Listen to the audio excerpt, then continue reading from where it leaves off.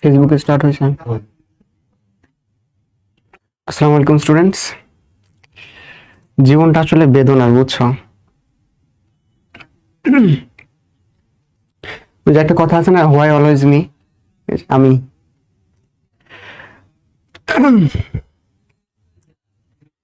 আচ্ছা, সবাইকে ওয়ালাইকুম আসসালাম। একটু দ্রুত জয়েন করে ফেলো তোমরা, কারণ জানো যে কেন আজকের ক্লাসটায় লেটে শুরু হচ্ছে। ঠিক আছে, তোমরা দ্রুত জয়েন করে ফেলো, ফ্রেন্ডদেরকে একটু মেনশন করে দাও। আজকের ক্লাস আমি খুব লেন্দি নিব না, তোমাদেরকে প্যারা দিব না, অল্প সময়ে আমরা কিছু শিখে তারপর যাব। ঠিক আছে? না না না, 2টা বাজবে না, 2টা পর্যন্ত আমি ক্লাস নিব না, বুঝছো? এত তেল আমার নাই, আমার ঘুমাইতে হবে 2টা পর্যন্ত। আমি হচ্ছে গুড বয়, তাড়াতাড়ি ঘুমিয়ে যাই, বুঝছো, রাতে। সো আমি 2টা পর্যন্ত ক্লাস নিতে পারবো না।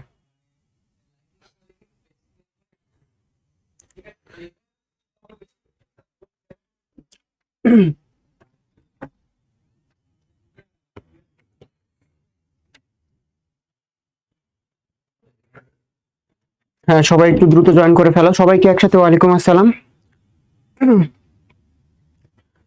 আশা করি সবাই ভালো আছো এন্ড পড়াশোনা ঠিক মতন চলতেছে। ঠিক আছে?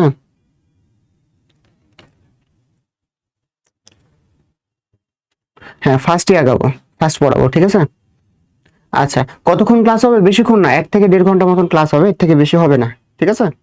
আমি সব রেডি করে রাখছি, 1 থেকে 1.5 ঘন্টার মতন ক্লাস হবে। আচ্ছা, চলো আমরা ক্লাসটা তাহলে শুরু করি। যারা আসতেছো, নতুন করে আসতেছো, নতুন করে সালাম দিতেছো, সবাইকে এখন তো সালামের উত্তর দিতেছি, অগ্রিম ওয়ালাইকুম আসসালাম। ঠিক আছে? আমি ভালো আছি, তোমরা সবাই মনোযোগ দিয়ে ক্লাস করো। আচ্ছা, যাদের ফার্স্ট ক্লাস, ঠিক আছে, তোমাদের ফার্স্ট ক্লাসেই লেটে দেখা হলো, কোনো সমস্যা নাই। আচ্ছা আচ্ছা, আজকে আমরা কি পড়বো? প্রাণীর বিভিন্নতা ও শ্রেণীবিন্যাস, এটার পার্ট 1 পড়বো, বুঝছো? এই চ্যাপ্টারটা যেটা, এটা হচ্ছে একদম আমাদের শুরুর চ্যাপ্টার। শুরুর চ্যাপ্টার বলে কি হয়, বারবার আমাদের পড়া হয়, তোমরা বারবার পড়ো। কিন্তু এই জিনিসটা কি জানো, এখানে তোমার মুখস্থ পড়া অনেক বেশি, তোমার যেটা মনে রাখতে হবে এটা অনেক বেশি। এই জন্য কি হয়, তুমি বারবার পড়ো বাট বারবার তুমি ভুলে যাও। আলটিমেটলি এই চ্যাপ্টার থেকে কিন্তু ভালো পরিমাণে এমসিকিউ আসে। সো আমাদেরকে এই চ্যাপ্টারটা গুরুত্ব সহকারে পড়া উচিত। যদি আগে চ্যাপ্টারটা পড়ছো তোমরা, আমি জানি, বাট আমার সাথে তোমরা কি করবা, আমার সাথে ক্লাসে থেকে রিভিশন দাও। তোমরা জানো যে ক্লাসের পড়া আমি ক্লাসে শেষ করাই। ঠিক আছে? ক্লাসের পড়া তোমরা ক্লাসে শেষ করে তারপর তোমরা ঘুমাতে যাবে, কোনো সমস্যা নেই। অ্যান্ড কি হবে না, দেরি হবে না, ক্লাসটা 2টা পর্যন্ত হবে না। ঠিক আছে? 1 থেকে 1.5 ঘন্টার ক্লাস হবে, 1.5 ঘন্টার সর্বোচ্চ ক্লাস হবে। ঠিক আছে? এর থেকে বেশি টাইম আমি নিব না। অ্যান্ড ক্লাসের পর আমরা ক্লাসে আজকে শেষ করব।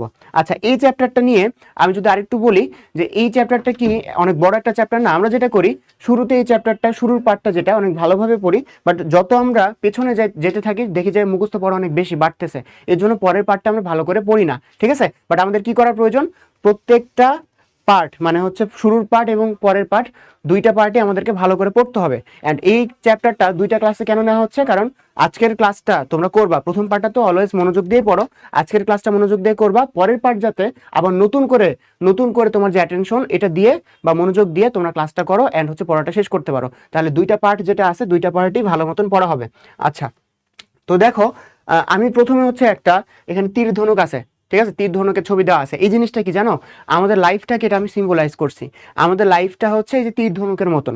দেখো, তুমি যদি তীর মারতে চাও তাহলে কি করতে হবে, তোমাকে পেছনে, যত বেশি তুমি পেছনে টানবা তত দ্রুত, তত জোরে তোমার তীরটা সামনে যাবে। ঠিক আছে? তত শক্তি সহকারে আঘাত করবে প্রতিপক্ষকে। তাহলে আমাদের যে প্রবলেমগুলো আছে, আমাদের যে লাইফের প্রবলেম সবারই আছে, আমারও আছে, তোমারও আছে, সবারই আছে। তোমরা সেকেন্ড টাইমার, তোমাদের কিন্তু সবসময় এরকম কথাটা আসে যে ভাইয়া আমার তো অনেক প্রবলেম, এত প্রবলেম পার করে আমাকে পড়াশোনা করতে হচ্ছে। না ভাই, শুধু তোমার না, সবারই প্রবলেম আছে। ঠিক আছে? এই প্রবলেমগুলো আমাদের কি করে, এই প্রবলেমগুলো আমাদেরকে পিছনে টানে। ঠিক আছে, এই প্রবলেমগুলো আমাদেরকে অলওয়েজ পেছনে টানে। তাহলে তোমাকে কি করতে হবে, তুমি যদি পেছনে থেকে যাও তাহলে লাভ নাই।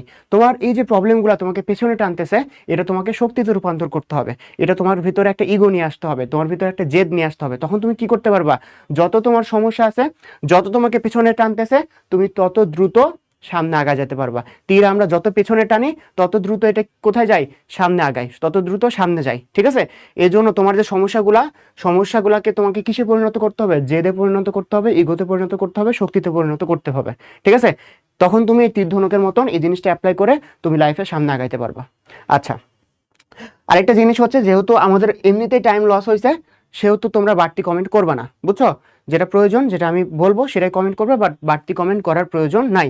আচ্ছা, আমরা কি করব আজকে, আমরা হচ্ছে এক্সপ্লোর করব। ঠিক আছে, প্রাণী জগতে যত প্রাণী আছে, বৈচিত্র্যময় সৃষ্টিকর্তার যে তোমার সুন্দর সৃষ্টি, এগুলো আমরা কি করব, এক্সপ্লোর করব, বুঝছো? আচ্ছা, দেখো তাহলে প্রথমে আমরা কি করব, কয়েকটা সায়েন্টিস্টের আমরা নাম জানি, নাম জেনে নেই। ঠিক আছে, এই যে জীব বৈচিত্র্যের জনক, এটা হচ্ছে নতুন বই, তোমরা যেহেতু সেকেন্ড টাইম আর তোমাদের বইটা হয়তো পুরাতন, ঠিক আছে, বাট নতুন বইতে জীব বৈচিত্র্যের যে জনক, ওনার নাম কিন্তু উল্লেখ করা আছে। সেটা কি, এটা হচ্ছে এডওয়ার্ড অসবর্ন উইলসন। কারণ আমরা জীব বৈচিত্র্য নিয়েই পড়তেছি এই চ্যাপ্টারটাতে, তাহলে জনকের নাম আমাদেরকে জানতে হবে, এডওয়ার্ড অসবর্ন উইলসন। এই রিলেটেড আমরা আরো দুইটা এমসিকিউ শিখে নিব। সেটা কি, প্রাণীবিদ্যার জনককে, তোমরা জানো প্রাণীবিদ্যার জনক হচ্ছে অ্যারিস্টটল। অ্যারিস্টটল খুবই কমন একটা নাম, বুঝছো? সবকিছুর পিতা, সবকিছুরই জনক হচ্ছে অ্যারিস্টটল। উদ্ভিদ বিজ্ঞানের জনক কে, উদ্ভিদ বিজ্ঞান এটা জনক হচ্ছে থিওফ্রাস্টাস।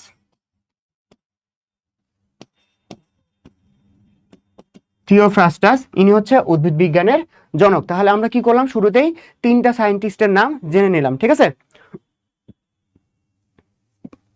আচ্ছা এক্সট্রা ইনফোর জন্য তো আলাদা আছেই, বইতে যতখানি আমরা আরটিডিএস এর যে বইতে যতখানি অ্যাড করছি ততটুকুই লাগবে। বাট এই চ্যাপ্টারের এক্সট্রা ইনফো অত বেশি ইম্পর্টেন্ট না, কারণ মেইন ইনফো যেগুলো আছে এগুলো অনেক বেশি, বুঝছো? আচ্ছা, তাহলে এই কয়টা নাম আমাদেরকে শিখে ফেললাম আমরা। ঠিক আছে, এগুলো আমাদের লাগবে। পরে যদি যাই, দেখো আমরা কি পড়তেছি, আমরা হচ্ছে প্রাণী বৈচিত্র্য নিয়ে পড়তেছি। ঠিক আছে, এই প্রাণী বৈচিত্র্য যেটা, এটা হচ্ছে তিন ভাগে আমরা ভাগ করছি।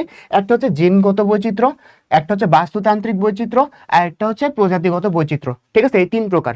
এখন দেখো, এই যে জিনগত বৈচিত্র্য, এটাকে কি বলে, এটাকে বলে হচ্ছে তোমার অন্তঃপ্রজাতি বৈচিত্র্য। এটা কি, এটা হচ্ছে অন্তঃপ্রজাতি। ঠিক আছে, এটাকে বলা হচ্ছে অন্তঃপ্রজাতি, অন্ত। আচ্ছা, এটা দেখো প্রজাতিগত যেটা, সেটাকে বলা হয় আন্তঃপ্রজাতি। প্রজাতিগত যেটা বলা হয়েছে সেটা কি, এটা হচ্ছে আন্তঃপ্রজাতি। আচ্ছা, অন্তঃপ্রজাতি মানে কি, একটা প্রজাতির নিজেদের মধ্যে। ঠিক আছে, একটা প্রজাতির নিজেদের মধ্যে। এই যে দেখো মানুষ, ঠিক আছে, হোমোস্যাপিয়েন্স, এই যে হোমোস্যাপিয়েন্সের তুমি আছো, আমি আছি, বাকি যারা ক্লাস করতেছে সে আছে, তোমার রিজভি ভাই আছে, রাহাত ভাই আছে, সবার মধ্যে কি একটু পার্থক্য আছে না? মিল কি সবার মধ্যে কি একই রকম? সবাই দেখতে একই রকম না, সবার হাইট আলাদা, সবার ওয়েট আলাদা, সবার কালার আলাদা, তাই না? এটাকে কি বলতেছে, এটা বলতেছে অন্তঃপ্রজাতি বৈচিত্র্য, সেটা হচ্ছে জিনগত বৈচিত্র্য। ঠিক আছে, তাহলে অন্তঃপ্রজাতি বৈচিত্র্য, কোশ্চেন আসবে যে অন্তঃপ্রজাতি বৈচিত্র্য কিসের জন্য হয়, সেটা হচ্ছে জিনের পার্থক্যের জন্য হয়। ঠিক আছে, বা জিনগত বৈচিত্র্যের জন্য হয়। আচ্ছা, আরেকটা হচ্ছে এই যে প্রজাতিগত বৈচিত্র্য, এটা কি, এটা হচ্ছে আন্তঃপ্রজাতি, মানে একটা প্রজাতির সাথে এই যে হোমোস্যাপিয়েন্স, এটার সাথে যে গরিলাদের যে পার্থক্য, ঠিক আছে, বা তোমার হচ্ছে পাখিদের যে পার্থক্য, এটা হচ্ছে আন্তঃপ্রজাতি, তোমার হচ্ছে প্রজাতিগত বৈচিত্র্য হচ্ছে আন্তঃপ্রজাতির বৈচিত্র্য। ঠিক আছে, আচ্ছা, আরেকটা হচ্ছে বাস্তুতান্ত্রিক মানে কি, কেউ মরুভূমিতে বসবাস করে, কেউ তোমার পানিতে বসবাস করে, কেউ তোমার হচ্ছে পাহাড়ে বসবাস করে, তাই না? এটা হচ্ছে তোমার কি, বাস্তুতান্ত্রিক বৈচিত্র্য। আচ্ছা, হ্যাঁ, বই দেখে পড়াবো আমরা, প্রত্যেকটা নোটে আমি হচ্ছে তোমাদের জন্য ইজি করে নিয়ে আসছি। ঠিক আছে, নোটটা দেখে আলোচনা করব, এরপর কি করব, এরপর আবার হচ্ছে বইয়ে যাব, তারপর বইতে আবার দেখাই দেবো যে কোথায় কোনটা আছে। ঠিক আছে, নোটে নিয়ে আসছি কারণ হচ্ছে ভিতরে অনেক লেখা, অনেক পড়া, আমরা যাতে এখানে কি হয়, নোট আকারে সহজ করে পড়ে ফেলতে পারি। আচ্ছা, দেখো এই যে প্রজাতিগত বৈচিত্র্য পড়লাম না আমরা, এই প্রজাতিগত বৈচিত্র্য যদি বেশি হয়, মনে করো কোনো একটা এলাকা, মনে করো এই যে আমি যেখানে আছি এটাকে বলে বকশীবাজার, বুঝছো? এই বকশীবাজারে যদি প্রজাতিগত বৈচিত্র্য অনেক বেশি হয়, তাহলে এটাকে আমরা কি বলবো, এই জায়গাটাকে বলবো আমরা জীব বৈচিত্র্যের হটস্পট। ঠিক আছে, জীব বৈচিত্র্যের হটস্পট।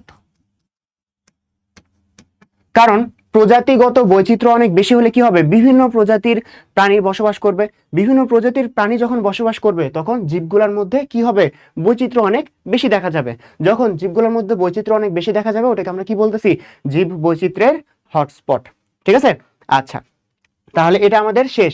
প্রথমে আমরা কি দেখলাম, আমাদের এই চ্যাপ্টার থেকে যে তিনজন বিজ্ঞানীর নাম প্রয়োজন শুরুতেই ওই তিনজন বিজ্ঞানীর নাম দেখে ফেললাম। ঠিক আছে, ওইখানে এক্সট্রা ইনফো ইনক্লুডেড। এরপর কি দেখলাম, এরপর হচ্ছে যে প্রাণী বৈচিত্র্য যে প্রকারভেদ, প্রকারভেদের সাথে কি কি আমাদের জানা প্রয়োজন আমরা দেখে ফেললাম। ঠিক আছে, তাহলে এই দুইটা জিনিস আমরা পড়ে ফেললাম। সবার ক্লিয়ার তো, তাই না? তাহলে আমরা নেক্সটে যাই। যদি কারো সমস্যা থাকে তাহলে কোশ্চেন করবা, নাহলে আমরা নেক্সটে যাই। তো এই চ্যাপ্টারের শুরুতে আমাদের কি জানতে হবে, শুরুতে আমাদের জানতে হবে যে ফাইলাম সম্বন্ধে, কারণ হচ্ছে এই চ্যাপ্টারে ফাইলাম নিয়ে অনেক বেশি আছে। ঠিক আছে, হ্যাঁ ক্লাস শুরু হয়ে গেছে। হ্যাঁ লিখা বড় করেন। আচ্ছা আচ্ছা, জুম, এখানে জুমের একটা বিষয় আছে। ঠিক আছে, সমস্যা নেই। আচ্ছা, প্রথমে আমরা কি পড়বো, প্রথম হচ্ছে ফাইলাম বা পর্ব নিয়ে পড়বো, একটু ধারণা লাগবে আমাদের। ঠিক আছে, আমাদের যে ফাইলাম, এই ফাইলামটা এটা হচ্ছে সিঙ্গুলার, বুঝছো? আমরা যদি প্লুরাল লিখি তাহলে ওটা কি লিখবো, ফাইলা লিখবো। তো টোটাল ফাইলা হচ্ছে আমার 33টা। 33টার মধ্যে মেজর কারা, যাদের সংখ্যা অনেক বেশি, সংখ্যা তোমার জন্য জানার প্রয়োজন না। ঠিক আছে, এরা হচ্ছে মেজর। মেজর টোটাল কয়টা, মেজর হচ্ছে 9টা। মেজর ফাইলাম কয়টা, 9টা। মেজর ফাইলাম 9টা। তাহলে বাকি যেগুলো আছে, হ্যাঁ জুম করছি আপু। আচ্ছা বাকি যেগুলো আছে তাদেরকে আমরা কি বলতেছি, মাইনর। তাহলে মাইনর ফাইলাম কয়টা, মাইনর হচ্ছে 24টা। ঠিক আছে, তাহলে মেজর কয়টা, 9টা, মাইনর কয়টা, 24টা।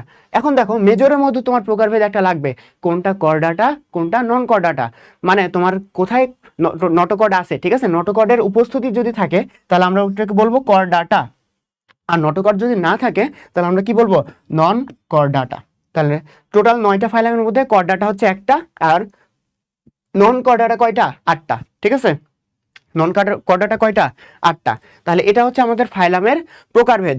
ফাইলামের প্রকারভেদ যেটা আছে সেখান থেকে আমাদের এতটুকুই জানলেই হবে, এর থেকে বেশি আমাদের প্রয়োজন নাই। ঠিক আছে, তুমি বইতে দেখবা যে ওইখানে অনেক তথ্য আছে। এখন প্রত্যেকটার কতগুলা তোমার প্রাণী আছে। ঠিক আছে, এগুলো যদি তুমি মুখস্থ করতে চাও তাহলে তোমার কি হবে, পড়া অনেক বেশি হয়ে যাবে, তোমরা ওটা মাথায় রাখতে পারবে না, অ্যান্ড পরীক্ষাতেও ডেলিভার করে আসতে পারবে না।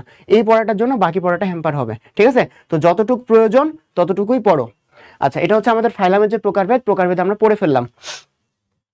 এরপর যাই আমরা, এরপর একটা জিনিস আমরা দেখব, সেটা হচ্ছে কোষ কি, টিস্যু কি, তোমার অঙ্গ কি, তন্ত্র কি। ঠিক আছে, আমরা জানি জীবদেহের যে গাঠনিক এবং কার্যিক একক, মানে কার্যকরী এবং গাঠনিক যে একক, সেটাকে কি বলে, সেটাকে বলা হচ্ছে কোষ। ঠিক আছে, গাঠনিক আর কার্যকরী একক, এটাকে কি বলে, এটাকে বলা হয় কোষ। ঠিক আছে, আচ্ছা অনেকগুলা কোষ মিলে কি গঠন করে, অনেকগুলা কোষ মিলে আমাদের টিস্যু গঠন করে। ঠিক আছে, অনেকগুলো কোষ মিলে যখন একটা পার্টিকুলার কাজ করবে তখন আমরা ওটাকে বলবো টিস্যু। আবার অনেকগুলা টিস্যু মিলে যখন একটা পার্টিকুলার কাজ করবে তখন ওটাকে আমরা কি বলি, অঙ্গ বলি, তাই না, অঙ্গ বলি। এরপরে অনেকগুলো অঙ্গ মিলে যখন একটা একটা পার্টিকুলার একটা সিস্টেমের সাথে জড়িত একটা পার্টিকুলার কাজ করবে, একটা নির্দিষ্ট কাজ করবে, তখন আমরা কি বলবো, তখন আমরা ওটাকে বলবো তন্ত্র। তখন আমরা ওটাকে কি বলবো, তন্ত্র। যেরকম আমি যদি বলি শ্বসনতন্ত্র, আমি যদি বলি শ্বসনতন্ত্র, এই শ্বসনতন্ত্র এটা কি একটা অঙ্গ দিয়ে গঠিত, এটা কি একটা অঙ্গ দিয়ে গঠিত, এটা একটা অঙ্গ দিয়ে গঠিত না। এখানে কি থাকে, এখানে থাকে হচ্ছে ফুসফুস, তারপর হচ্ছে তোমার ট্রাকিয়া, ঠিক আছে, তারপর হচ্ছে ব্রঙ্কাই। দেখছো, তার মানে একটা অঙ্গ শুধু ফুসফুস দিয়ে গঠিত না, শ্বসনতন্ত্র অনেকগুলো অঙ্গ একসাথে মিলে কাজ করতেছে, দিয়ে তোমার শ্বসনতন্ত্র তৈরি করতেছে। তার মানে কি, তন্ত্রে কি থাকে, অনেকগুলো অঙ্গ একসাথে মিলে কাজ করে। এই বাবা বই পড়াবো, কোনো সমস্যা না, বই তো আমি পড়াবো, তোমাদেরকে আমি কি করতেছি, একটু সহজ করে দিতেছি নোট থেকে, বুঝছো? এগুলো তো আমার নোট করা, এগুলা তোমার জন্য ইম্পর্টেন্ট। বইটা আমি যদি লাইন বাই লাইন দেখায় দিই, লাইন বাই লাইন তো আমি দেখাবো, বই তো দাগানো বই আসেই, লাইন বাই লাইন আমি দেখায় দিব। ঠিক আছে, কিন্তু আমাদের কি কনসেপ্টগুলো আগে ক্লিয়ার করতে হবে না, কনসেপ্টটা তোমাদের ক্লিয়ার করতেছি, বুঝছো? হ্যাঁ স্লাইড পড়া সহজ করে দিচ্ছি, এরপর বইয়ে যাব, যাতে বইটা তোমার দেখায় দিলে হয়ে যায়, বুঝছো? আচ্ছা, এখন আমরা জানি যে আমাদের যে ফাইলাম, মেজর ফাইলাম 9টা হচ্ছে এগুলা, তাই না? Porifera, Cnidaria, Platyhelminthes, Nematoda, Mollusca, Annelida, Arthropoda, Echinodermata, Chordata. আমাদের এটা কি করতে হবে, আমাদের এটা সিরিয়াল বাই সিরিয়াল মনে রাখতে হবে। ঠিক আছে, সিরিয়াল বাই সিরিয়াল তোমরা যেহেতু সেকেন্ড টাইমের এর আগে একবার হয়তো পড়েছো, সিরিয়াল বাই সিরিয়াল আরেকবার তোমরা পড়ে ফেলবা যে কার পরে কি হচ্ছে। আর এই সিরিয়ালটা কি হিসেবে তৈরি করা হয়েছে জানো, এটা হচ্ছে নিম্ন থেকে উচ্চতে গেছে। দেখো সবার পরে কি আছে, হ্যাঁ আচ্ছা প্রত্যেকদিন 9টায় হয়, বাট আজকে একটু দেরি হয়েছে বুঝছো, আজকে হচ্ছে আমাদের বইয়ের লাইভ ছিল, এটা তোমাদেরকে ইনফর্ম করা হয়েছে। সো আজকে আমরা দেরিতে শুরু করছি, বাট প্রত্যেকদিন হচ্ছে 9টাতেই হয়। আচ্ছা সবার শেষে কি আছে দেখো তো, সবার শেষে আছে করডাটা, তার মানে কি সব থেকে উন্নত যারা তারা সবার পরে আছে, বুঝছো, তারা সবার পরে আছে। তাহলে উপর থেকে নিচে পরিফেরা সব থেকে অনুন্নত, এরপর হচ্ছে Cnidaria, Platyhelminthes, Nematoda, Mollusca, Annelida, Arthropoda, Echinodermata, Chordata. ঠিক আছে।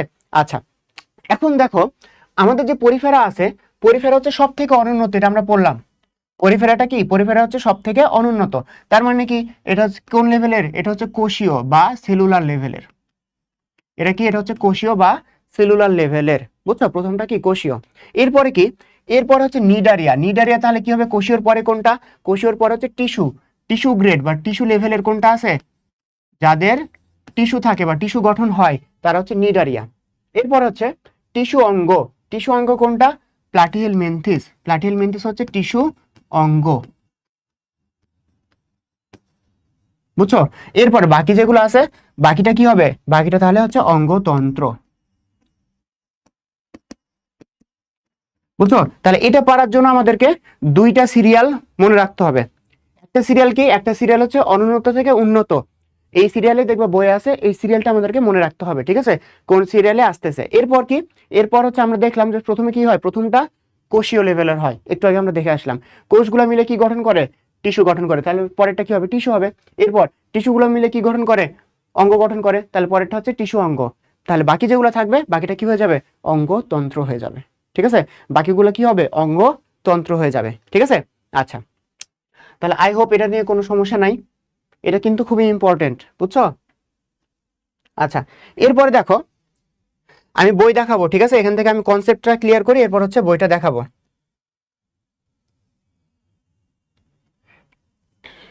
আচ্ছা দেখো দেহের আকারের উপর আমরা ভিত্তি করে ক্লাসিফাইটা করতেছি। এর আগে কি ছিলাম, এর আগে হচ্ছে তোমার কোষ, টিস্যু, তারপর টিস্যু অঙ্গ, তারপর হচ্ছে অঙ্গতন্ত্র, তো এগুলোর উপর পার্থক্য করে আমরা ক্লাসিফিকেশনটা দেখছিলাম এর আগে। আর এটা আমরা কি দেখতেছি, এটা হচ্ছে দেহের আকার, একটা মনে করো প্রাণী, তার দেহটা কত বড় এটার উপর ডিপেন্ড করে ক্লাসিফিকেশন, ঠিক আছে। যদি দেহের আকার, তার দেহটা, একটা প্রাণীর দেহ দেখতে তোমার মাইক্রোস্কোপ, মাইক্রোস্কোপ যদি প্রয়োজন হয় তাহলে ওটা কি হবে, মাইক্রোস্কোপিক হবে, ঠিক আছে। একটা প্রাণী, একটা জীব, তার দেহকে তোমার দেখতে যদি মাইক্রোস্কোপের প্রয়োজন হয় তাহলে ওটাকে আমরা কি বলবো, মাইক্রোস্কোপিক বলবো। আর যদি মাইক্রোস্কোপ না প্রয়োজন, মানে মাইক্রোস্কোপ যদি না লাগে তাহলে ওটাকে আমরা কি বলবো, ম্যাক্রোস্কোপিক বলবো, ঠিক আছে। তাহলে মাইক্রোস্কোপ লাগতেছে কিনা এটার উপর ডিপেন্ড করে কিন্তু আমাদের ক্লাসিফিকেশনটা করছি। একটা হচ্ছে মাইক্রোস্কোপ প্রয়োজন হচ্ছে, সেটা হচ্ছে মাইক্রোস্কোপিক, আর একটা হচ্ছে তোমার মাইক্রোস্কোপ প্রয়োজন হচ্ছে না, সেটা কি, এটা হচ্ছে ম্যাক্রোস্কোপিক। এটা হচ্ছে মাইক্রো আর এটা কি ম্যাক্রো। এরপর মাইক্রোস্কোপিক দেখবা বইয়ে শুধু একটাই উদাহরণ দেওয়া আছে, সেটা কি, ট্রিকোডিনা অ্যানাবাসি, ট্রিকোডিনা অ্যানাবাসি। তো অ্যানাবাসি এটা কি, এটা হচ্ছে মাছের ফুলকার যে প্রোটিস্টান জীবাণু, এটা হচ্ছে ট্রিকোডিনা অ্যানাবাসি। কিন্তু তুমি বলো তো আমাকে, ব্যাকটেরিয়া, ভাইরাস, এটাকে তুমি খালি চোখে দেখতে পাও, খালি চোখে দেখতে পাও না তো, তাই না, এটাতে কি প্রয়োজন, তোমার মাইক্রোস্কোপ প্রয়োজন। তার মানে কি ব্যাকটেরিয়া এবং ভাইরাস এটাও কিন্তু মাইক্রোস্কোপিক। বইয়ে যে শুধুমাত্র একটা আছে এই জন্য তোমার হচ্ছে মানে উদাহরণ একটা এরকম কিন্তু না, ঠিক আছে, উদাহরণ যে একটা এরকম কিন্তু না, বুঝছো। ভাইরাস, ব্যাকটেরিয়া এগুলোও কিন্তু মাইক্রোস্কোপিক। এরপরে ম্যাক্রোস্কোপিক কোনটা, ম্যাক্রোস্কোপিক হচ্ছে ক্যাভিয়া পোর্সেলিস, এটা কি, এটা হচ্ছে গিনিপিগ। গিনিপিগের সাইন্টিফিক নাম এটা, আমি সাইন্টিফিক নাম কেন লিখছি, কারণ যাতে তোমার এখনই এগুলো দেখে পড়া হয়ে যায় বা রিভিশন হয়ে যায়। গিনিপিগের সাইন্টিফিক নেম কি, ক্যাভিয়া পোর্সেলিস। এখন তোমরা আমাকে বলো তো গিনিপিগের ক্রোমোজোম সংখ্যা কয়টা, হ্যাঁ আচ্ছা ফুল স্ক্রিন হয়নি, আচ্ছা ঠিক আছে, আমি প্রত্যেকটা এরপর থেকে বড় করব, আমি বড় করে দেখবো আগে দেখা যাচ্ছে কিনা, ঠিক আছে, সমস্যা নাই। তাহলে দেখো এই যে ক্যাভিয়া পোর্সেলিস, এটার ক্রোমোজোম সংখ্যা কয়টা বলো তো, এটা আমাদের জন্য প্রয়োজন, ক্রোমোজোম সংখ্যা কয়টা, 64টা, গুড। ক্যাভিয়া পোর্সেলিস এটার ক্রোমোজোম সংখ্যা কয়টা, ক্রোমোজোম সংখ্যা হচ্ছে 64টা, আমাদের ঠিক উল্টো, ঠিক আছে। আচ্ছা এবং বিভিন্ন সায়েন্টিফিক যে কোনো এক্সপেরিমেন্টে কি ইউজ করা হয়, এই গিনিপিগকে ইউজ করা হয়, ঠিক আছে। এই জন্য কোনো ফ্রেন্ডকে তুমি যদি ফাঁসা দাও, সে কি বলবে যে আমাকে কি গিনিপিগ পাইছস নাকি, সেটা বলবে, ঠিক আছে। আচ্ছা এই যে বড় করে নিছি, সমস্যা নেই। এখন দেখো, এখন আরেকটা জিনিসের উপর ডিপেন্ড করে আমরা এখন ক্লাসিফিকেশনটা করব। সেটা কিসের উপর? এটা হচ্ছে জীবন পদ্ধতির উপর, ঠিক আছে? জীবন পদ্ধতির উপর। এটা পরে আমরা কোথায় যাব? বইতে যাব, ঠিক আছে? যে আমরা সবকিছু পড়লাম কিনা বইয়ের, এটা পরে আমরা বইতে যাব। তো জীবন পদ্ধতি মানে একটা জীব কিভাবে তার জীবনটা পরিচালনা করতেছে, ঠিক আছে? সে কিভাবে লাইফটাকে লিড করতেছে, এটার উপর ডিপেন্ড করে আমরা কয় ভাগে ভাগ করছি? 4 ভাগে। একটা হচ্ছে মুক্তজীবী, পরজীবী, মিথজীবী, সহজীবী। তাহলে কোনটা কি একবার শুনে নাও, ঠিক আছে? কোনটা কি একবার শুনে নাও। আচ্ছা ভাইয়া, গিনিপিগ কেন ইউজ করা হয়? গিনিপিগ হচ্ছে তোমার, গিনিপিগের সাথে মানুষের অনেক বৈশিষ্ট্যের অনেক মিল পাওয়া যায়, বুঝছো? তো এই জন্য গিনিপিগ প্রাণী, ওই প্রাণীটার উপর আগে এক্সপেরিমেন্ট করা হয়। মনে করো নতুন কোনো একটা ভ্যাকসিন আবিষ্কার করা হয়েছে, তো ওইটা তুমি হচ্ছে মানুষকে কি সরাসরি দিতে পারবা? যদি ক্ষতিকর হয় তাহলে মানুষটার তো ক্ষতি হয়ে গেল, তাই না? এই জন্য এটা কি করা হয়, অন্য একটা প্রাণীর ওপর আগে এক্সপেরিমেন্টটা করা হয়, যেটা ঠিক মতন কাজ করতেছে কিনা, এরপর মানুষের উপর প্রয়োগ করা হয়। তো ধরো এই গিনিপিগটা এই কাজে বেশি ব্যবহার করা হয়, বুঝছো? আচ্ছা, তো দেখো একটা হচ্ছে প্রথমটা হচ্ছে মুক্তজীবী। মুক্তজীবী মানে কি? সে স্বাধীন, কার উপর ডিপেন্ডেন্ট না। মুক্তজীবী মানে কি? সে স্বাধীন, কার উপর ডিপেন্ডেন্ট না, সে তার মতন বসবাস করতেছে। তো এই যে মুক্তজীবী, যেটা মুক্তজীবীতে কি আছে দেখো তো, মুক্তজীবীতে আছে তোমার কোলম্বা লিভিয়া, ঠিক আছে? এটা কি? এটা হচ্ছে তোমার কবুতরের সাইন্টিফিক নেম। তাহলে আমি যেগুলো সাইন্টিফিক নেম লিখছি সেগুলো কিন্তু খুবই ইম্পর্টেন্ট। তোমরা বারবার বলো যে এই চ্যাপ্টার থেকে ভাই কোন সাইন্টিফিক নেমগুলো পড়বো, এই যে আমার সাথে সাথে এখনই তোমরা পড়ে ফেলো, যেগুলো আমি লিখছি এগুলো ইম্পর্টেন্ট, বুঝছো? আচ্ছা, এরপরে দেখো পরজীবী। পরজীবী কারা? পরজীবী হচ্ছে যে যে তার বাসস্থান, তারপরে খাদ্য বা আশ্রয়, এগুলোর জন্য আরেকটা প্রাণীর উপর নির্ভরশীল, বুঝছো? আরেকটা প্রাণীর উপর নির্ভরশীল, এটা হচ্ছে পরজীবী। এটা কি? এটা হচ্ছে পরজীবী, ঠিক আছে? অন্যের উপর, পর মানে কি? অন্য, ঠিক আছে? অন্যজীবী। এই ভালো করে পড়াশোনা করো, যারা স্পেশালি ছেলেরা আছো, ঠিক আছে? ভালো মতন পড়াশোনা করো, না হলে কি হবে, না হলে যদি চান্স না পাও তোমরাও কি হয়ে যাবা? পরজীবী হয়ে যাবা, বুঝছো? তোমরা তখন অন্য আরেকজনের উপর ডিপেন্ড থাকতে হবে, বা তোমাকে ঘর জামাই থাকতে হবে। ঘর জামাই থাকলে শ্বশুরের উপর ডিপেন্ড থাকবা, তখন তখন তুমি কি হয়ে যাবা? পরজীবী। যারা ঘর জামাই থাকে তারা কিন্তু পরজীবী, বুঝছো? আচ্ছা, তাহলে পরজীবী কারা? যারা হচ্ছে অন্যের উপর আশ্রয়, তারপর হচ্ছে বাসস্থান, খাদ্য, এটার জন্য ডিপেন্ড করতেছে, এরা হচ্ছে পরজীবী। সেটা হচ্ছে ফ্যাসিওলা হেপাটিকা। আমি সবগুলোর কিন্তু একটা করে এক্সাম্পল লিখছি, এবং এগুলোর সাইন্টিফিক নেম অনেক ইম্পর্টেন্ট, বুঝছো? আচ্ছা, তাহলে ফ্যাসিওলা হেপাটিকা এটা কি? এটা হচ্ছে যকৃৎ কৃমি, এটা সাইন্টিফিক নেম। এরপর মিথজীবী। মিথজীবী মানে কি? মিথজীবী হচ্ছে তোমার পরস্পরকে সহযোগিতা করে, ঠিক আছে? পরস্পর সহযোগিতার মাধ্যমে যারা বসবাস করে, মানে দুইটা প্রাণীর কিছু না কিছু দুইজনেরই ঘাটতি আছে, ঠিক আছে? ঘাটতি থাকার কারণে কি হয়? ঘাটতি থাকার কারণে একে অপরকে তারা সাহায্য সহযোগিতা করে, দিয়ে তারা কি করে? একসাথে বসবাস করে। এটা হচ্ছে তার কি? মিথজীবিতা। যেরকম দুইটা মনে করো অ্যাটমের গ্যাসের যদি তোমার ইলেকট্রন ঘাটতি হয়, তাহলে তারা কি করে? ইলেকট্রন শেয়ার করে, দিয়ে তোমার কোভ্যালেন্ট বন্ধন তৈরি করে, তাই না? এখানে তারা কি করছে? তাদের কিছু না কিছু তারা শেয়ার করে দুজন দুজনকে উপকৃত করে, ঠিক আছে? আচ্ছা, তাহলে এটা কি? এটা হচ্ছে হাইড্রা আর জুক্লোরেলা। এই জুক্লোরেলা এবং হাইড্রা এটা কি করে? একে অপরের, মানে জুক্লোরেলা হাইড্রার দেহে বসবাস করে, ঠিক আছে? দিয়ে তারা কি করে? একে অপরকে সহযোগিতার মাধ্যমে থাকে। এটা হচ্ছে তাদের কি? মিথজীবিতা, বুঝছো?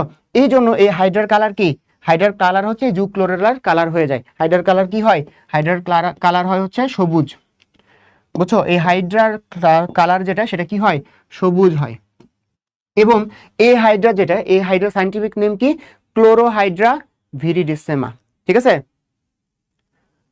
ক্লোরোহাইড্রা ভিরিডিসেমা।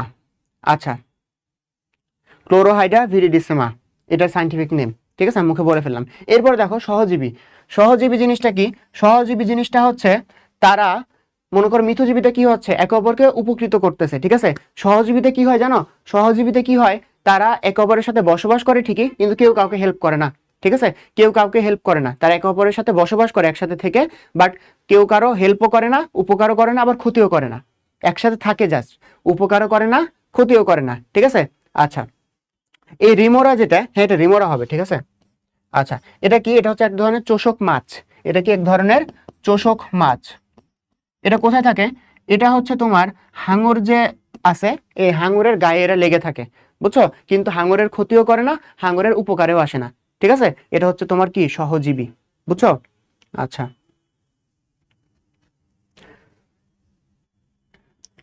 তাহলে এখন আমরা কোথায় যাব? এখন আমরা একটু বইটা দেখব, ঠিক আছে? তোমরা অনেক বলতেছিলে যে ভাইয়া বই দেখাবেন না, বই দেখাবেন না, বইটা দেখবো, ঠিক আছে। আচ্ছা দেখো, এই যে সায়েন্টিস্টের নাম আমি বললাম, যেটা হচ্ছে নতুন অ্যাডেড, এছাড়াও কিন্তু আরো 2টা সায়েন্টিস্টের নাম বলছি, ওই 2টা সায়েন্টিস্টের নামও পড়ে ফেলতে হবে, ঠিক আছে, ওটা কিন্তু এক্সট্রা আমি দিছি তোমাদেরকে। আচ্ছা, এরপর 3 প্রকার, দেখো 3 প্রকার নিয়ে অনেক বিস্তর লেখা আছে, ঠিক আছে, বাট ইম্পর্টেন্ট যে পার্টটুকু, সে পার্টটুকু আমি কিন্তু নোট করে পড়ায় ফেলছি।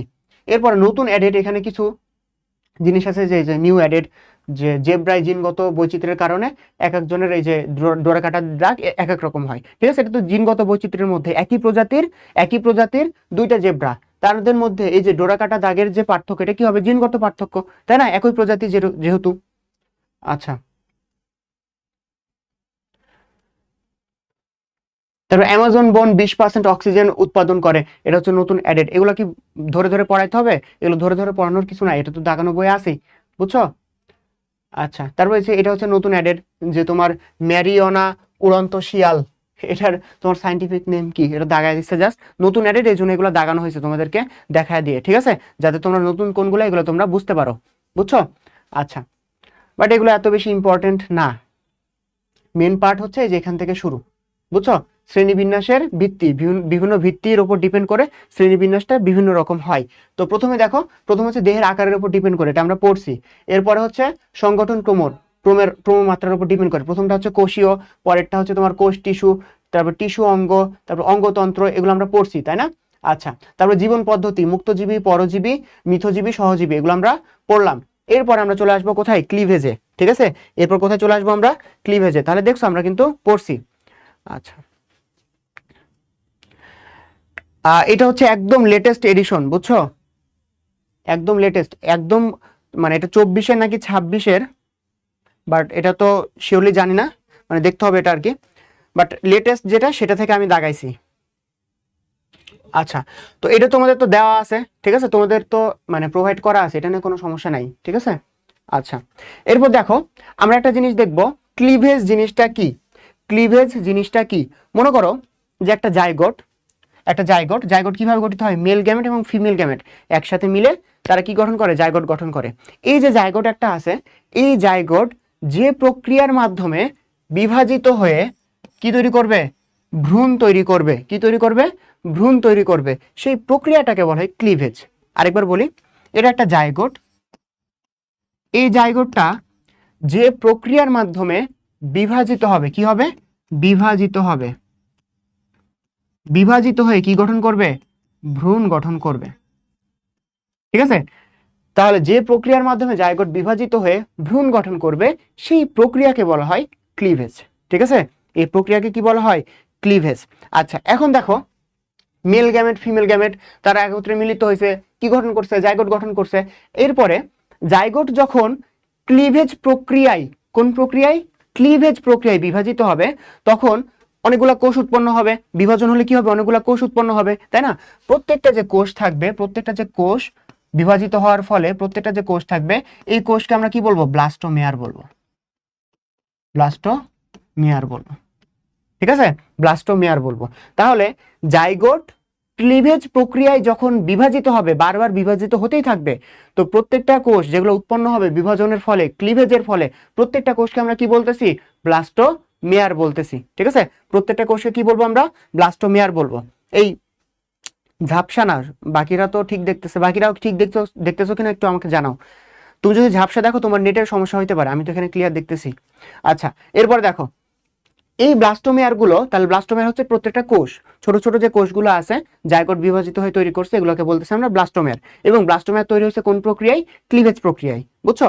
এখন এই যে ব্লাস্টোমেয়ার যে গঠিত হলো, ব্লাস্টোমেয়ার যদি এরকম হয়, ব্লাস্টোমেয়ার যদি এরকম হয় যে তারা একে অপরের সাথে লেগে আছে, প্রত্যেকটা কোষ একে অপরের সাথে লেগে আছে, কোনো ফাঁকা জায়গা নাই, কোনো ফাঁকা জায়গা নাই, এখানে কি ফাঁকা জায়গা নাই?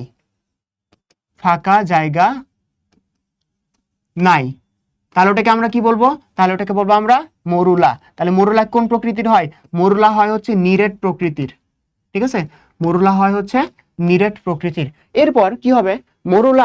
মরুলাতে যে তোমার ব্লাস্টোমিয়ার গুলো আছে না, কিছুদিন পরে এইখানে মাঝখানে তারা একটা গ্যাপ ডেভেলপ করবে, ঠিক আছে, একটা ফাঁকা জায়গা তৈরি করবে, ওই ফাঁকা জায়গাটার নাম বলা হয় ব্লাস্টোসিল, ব্লাস্টোসিল, সিল, ঠিক আছে? ব্লাস্টোসিল লেখাটা ঠিক মতন বুঝতে পারতেছো কিনা? ব্লাস্টোসিল, ব্লাস্টোসিল, ঠিক আছে? এবং ওই কন্ডিশনটাকে আমরা কি বলবো? ব্লাস্টুলা বলবো, বুঝছো? ওই কন্ডিশনটাকে আমরা কি বলবো? ব্লাস্টুলা বলবো। তাহলে ক্লিভেজ প্রক্রিয়া কোথা থেকে কোথায় তোমার হ্যাঁ, ভিডিও কোয়ালিটি ঠিক করো। আচ্ছা, তাহলে এই যে ক্লিভেজ প্রক্রিয়া কোথা থেকে কোথায় পর্যন্ত বিস্তৃত? এই যে জাইগোট গঠন করলো, জাইগোটটা যে প্রক্রিয়ায় বিভাজিত হয়ে যে ব্লাস্টুলা দশা পর্যন্ত গেল, এই পর্যন্ত তোমার এই যে ক্লিভেজটা জড়িত, ঠিক আছে? এই ক্লিভেজটা জড়িত। এখানে মরুলা আছে, ব্লাস্টুলা আছে, ব্লাস্টোমিয়ার, এগুলো সবগুলা কোনটা কি? এগুলা কিন্তু আবার বুঝাই দিন ভাইয়া। আচ্ছা, আবার বলতেছি, দেখো ক্লিভেজটা কি, ক্লিভেজ প্রক্রিয়াটা কি? মনে করো একটা মেল গ্যামেট, একটা ফিমেল গ্যামেট, হ্যাঁ রিক্যাপ করতেছি, একটা মেল গ্যামেট, একটা ফিমেল গ্যামেট, দুইটা মিলিত হইলো, মিলিত হয়ে কি গঠন করলো? জাইগোট গঠন করলো, ঠিক আছে? এখন এই যে জাইগোটটা, সেটা যে প্রক্রিয়ার মাধ্যমে বারবার বিভাজিত হবে, বিভাজিত হয়ে এই যে ভ্রূণটা তৈরি করবে, এই ভ্রূণটাকে তৈরি করার জন্য বিভাজিত হতে হবে না? যে প্রক্রিয়ায় বিভাজিত হবে সেই প্রক্রিয়াটাকে আমরা বলতেছি ক্লিভেজ, বুঝছো? সেই প্রক্রিয়াটাকে আমরা কি বলতেছি? ক্লিভেজ বলতেছি। এখন তাহলে ক্লিভেজ প্রক্রিয়া কি হচ্ছে? জাইগোটটা বিভাজিত হচ্ছে, বিভাজিত হয়ে কি তৈরি করতেছে? মরুলা তৈরি করতেছে, এরপর হচ্ছে ব্লাস্টুলা তৈরি করতেছে, তাই না? এখন প্রত্যেকটা যে কোষ তৈরি হলো, প্রত্যেকটা যে কোষ তৈরি হলো, যে জাইগোট বিভাজিত হয়ে অনেকগুলা কোষ তৈরি হয়েছে, ক্লিভেজ প্রক্রিয়ায় বিভাজিত হয়ে অনেকগুলা কোষ তৈরি হয়েছে, প্রত্যেকটা কোষকে আমরা কি বলি? ব্লাস্টোমিয়ার বলি। প্রত্যেকটা কোষকে আমরা কি বলি? ব্লাস্টোমিয়ার বলি।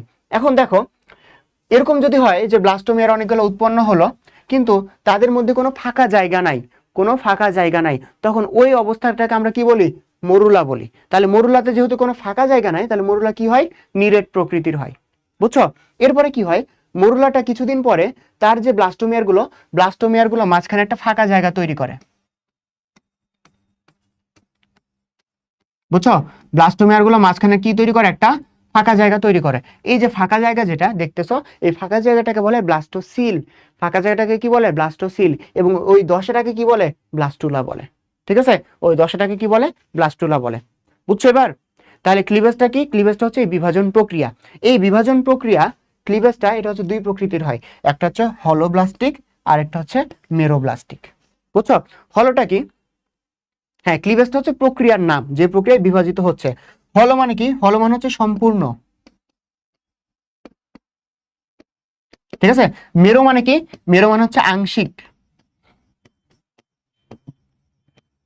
হলো মানে সম্পূর্ণ, মেরো মানে হচ্ছে আংশিক, বুঝছো? তাহলে হলোব্লাস্টিক হচ্ছে সম্পূর্ণ ক্লিভেজ, আর মেরোব্লাস্টিক যেটা, সেটা হচ্ছে আংশিক ক্লিভেজ, মানে সেটাতে সম্পূর্ণ বিভাজিত হয়, প্রত্যেকটাকে কোষ যেটা খুব ভালোভাবে সম্পূর্ণভাবে বিভাজিত হয়, এটা হচ্ছে হলোব্লাস্টিক।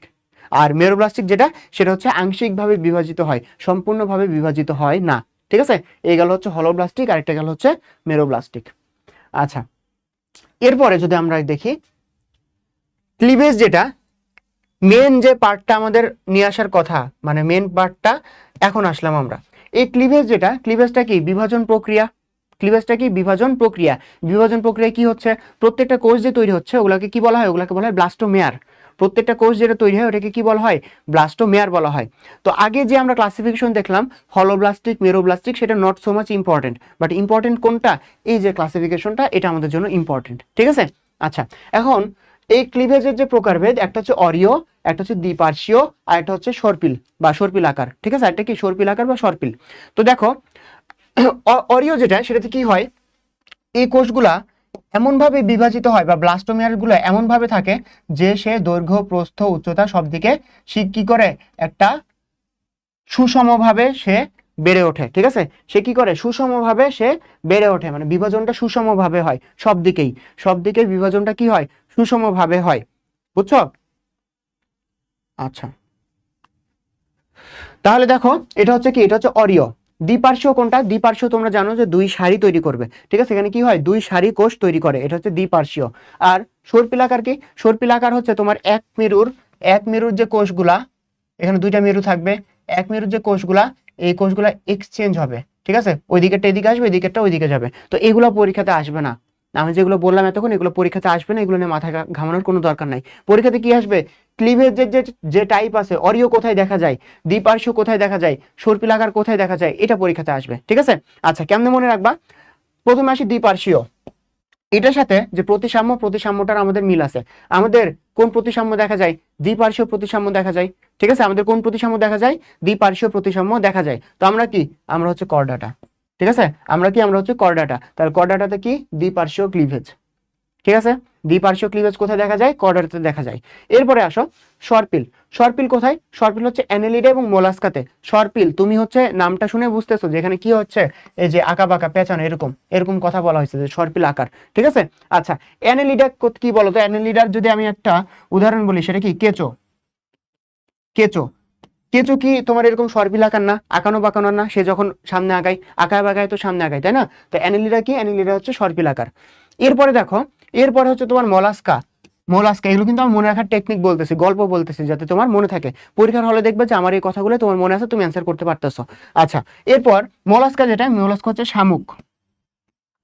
শামুকের তুমি যদি খোলটা দেখো, বা শামুকটা দেখতেই কি পেঁচানো আকৃতির না? উপরে যে খোলটা দেখবে এরকম পেঁচানো পেঁচানো কিছু আকৃতি আছে, তাই না? তাহলে শামুক যেটা, শামুক বা মোলাস্কা, ঠিক আছে, মোলাস্কা, এটা মোলাস্কা, এরা কি হবে? এরা হবে সর্পিল আকার। তো আমরা কি করডাটা, আমরা কি হব? দ্বিপার্শ্বীয় হব। আচ্ছা, অরিও কোনটা? অরিও হচ্ছে আর্থ্রোপোডা। ঠিক আছে, অরিওটা কি? অরিও হচ্ছে আর্থ্রোপোডা। এই যে অরিও, এই যে আর্থ্রোপোডা, বুঝছো? তাহলে বাকি যেটা থাকলো, বা তুমি এই যে এই এই মিলটা দেখো অ্যান্সার করতে পারবো, অরিও আর্থ্রোপোডা। ঠিক আছে, হ্যাঁ, এম এ তুমি অনেক রকম জিনিস দিয়ে মনে রাখতে পারো। ঠিক আছে, আচ্ছা আমি ছন্দটা কেন কম বলতেছি, কারণ হচ্ছে দেখা যায় যে পরীক্ষার হলে যে তোমার, মানে তুমি এখন ছন্দ দিয়ে পড়বা, একটা চ্যাপ্টারের কতগুলো ছন্দ হয়? অনেকগুলো ছন্দ হয়। তারপর এরকম কয়টা চ্যাপ্টার আছে? বায়োলজিতে 12টা চ্যাপ্টার, 2 পেপার মিলে অনেকগুলো চ্যাপ্টার। ঠিক আছে, তারপর কেমিস্ট্রি আছে, ফিজিক্স আছে, সবগুলো ছন্দ যখন একসাথে হবে, তখন দেখা যাবে তুমি সম্পূর্ণ ছন্দের উপর ডিপেন্ড করতেছো। ছন্দ তুমি ভুলে গেলে তুমি পরীক্ষার হলে ডাব্বা মারবা। ঠিক আছে, এই জন্য ট্রাই করবা ছন্দ দিয়ে কম পড়ার, বুঝছো? কারণ ছন্দ দিয়ে পড়লে তোমাকে 2টা স্টেপ ফলো করতে হচ্ছে। প্রথমে তোমাকে ছন্দটা মনে রাখতে হচ্ছে, ছন্দ দ্বারা কি বুঝাইছে এটাও তোমাকে মনে রাখতে হচ্ছে। ঠিক আছে, সো যদি ছন্দ দিয়ে তোমার মুখস্থ থাকে করো, বাট ছন্দ দিয়ে আমি নিরুৎসাহিত করব, কারণ পরীক্ষার হলে ছন্দ অনেক সময় তোমরা কি হয়? ভুলে যাও। ঠিক আছে, ছন্দ সবসময় মনে থাকে না, ছন্দ কি হয়? ভুলে যাও। এরপরে কি করবা? এই জন্য নিজের একটা গল্প বানাবা, নিজের একটা গল্প বানায় ইজিলি ওটা মনে রাখতে পারবা। আচ্ছা, নিজের গল্প বানায় সবসময় মনে রাখার চেষ্টা করবা এগুলাতে। হ্যাঁ, ছন্দ পড়তে আরো ছন্দ লাগবে। ঠিক আছে, আচ্ছা এই চ্যাপ্টারে অনেক এক্সাম্পল। হ্যাঁ, আচ্ছা দেখো, এই জন্য গল্পের আকারে মনে রাখার চেষ্টা করবা। তুমি একটা গল্প বানাবা, আমার কাছে একটা গল্প শুনো, এগুলো মনে থাকবে, এগুলো দিয়ে তুমি অ্যান্সার করতে পারবা। আচ্ছা, এরপরে দেখো হলোব্লাস্টিক বা সম্পূর্ণ ক্লিভেজ, মেরোব্লাস্টিক বা আংশিক ক্লিভেজ, এগুলো আমি এখানে যা আছে সবগুলো আমি পড়াইছি, মরুলা ব্লাস্টুলা সবগুলো এখানে পড়াইছি, যেখানে এখানে যা আছে। ঠিক আছে, আচ্ছা এরপরে দেখো একটা জিনিস, এরপরে হচ্ছে একটা জিনিস, সেটা হচ্ছে ভেজিটাল পোল এবং হচ্ছে অ্যানিমাল পোল। এই জিনিসটা কি? এই জিনিসটা হচ্ছে, এই যে ক্লিভেজ যখন প্রক্রিয়া চলতেছে, ক্লিভেজ প্রক্রিয়াটা যখন চলতেছে, তখন এই যে ডিম, এই যে ডিম, এই ডিমের যে প্রান্তে কুসুম থাকবে, সে প্রান্তটাকে কি বলা হয়? ভেজিটাল পোল বলা হয়। আর যে প্রান্তে কুসুম, যে প্রান্তে নিউক্লিয়াস থাকে, তাকে কি বলা হয়? অ্যানিমাল পোল বলা হয়। ঠিক আছে, তাহলে তার যে তোমার কুসুমটা, কুসুমটা একটা প্রান্তে থাকে, নিউক্লিয়াসটা আরেকটা প্রান্তে থাকে। এই জিনিসটা কিরকম জানো? এই জিনিসটা হচ্ছে, কুসুমের কাজ কি? কুসুমের কাজ হচ্ছে তোমার পুষ্টি সরবরাহ করা। যে মনে করো একটা হচ্ছে তোমার মুরগির বাচ্চা, মুরগির বাচ্চা তো দেখছো যে সে ডিমের মধ্যে বেড়ে ওঠে, তাই না? তো মুরগির ডিম যেটা, সেটাতে কুসুম থাকে। তো এই কুসুমের কাজ কি মেনলি বলতো? কুসুমের কাজটা হচ্ছে তোমার ওই যে মুরগি যেটা, প্রাণীটা যেটা বড় হবে, মানে বা হচ্ছে তোমার কয়েকদিন পরে ডিম ফুটে বাইরে বের হয়ে আসবে, তাকে পুষ্টি যোগান দেওয়ার কাজ হচ্ছে তোমার কুসুমের, বুঝছো? আর ওই যে নিউক্লিয়াস যেটা, সেটা আরেকটা পোল আছে না? নিউক্লিয়াসটা কি হচ্ছে? নিউক্লিয়াসটা বারবার বিভাজিত হচ্ছে, বিভাজিত হয়ে ওই যে মুরগির ছানাটা তৈরি করতেছে। ঠিক আছে, তাহলে এক প্রান্তে কি থাকে? এক প্রান্তে কুসুম থাকে, আরেক প্রান্তে নিউক্লিয়াসটা থাকে। নিউক্লিয়াসটা বিভাজিত হয়ে মুরগির ছানাটা তৈরি করে। আর কুসুমের কাজ কি? কুসুমের কাজ হচ্ছে ওই যে মুরগির ছানা যে বড় হচ্ছে, তাকে কি দেওয়া? পুষ্টির যোগান দেওয়া। ঠিক আছে, তাহলে কুসুম কি করে? ভেজিটাল পোলে থাকে, পুষ্টির যোগান দেয়। নিউক্লিয়াস কোথায় থাকে? অ্যানিমাল পোলে থাকে, এবং সে কি করে? সে হচ্ছে মুরগির ছানাটা তৈরি করে। আচ্ছা,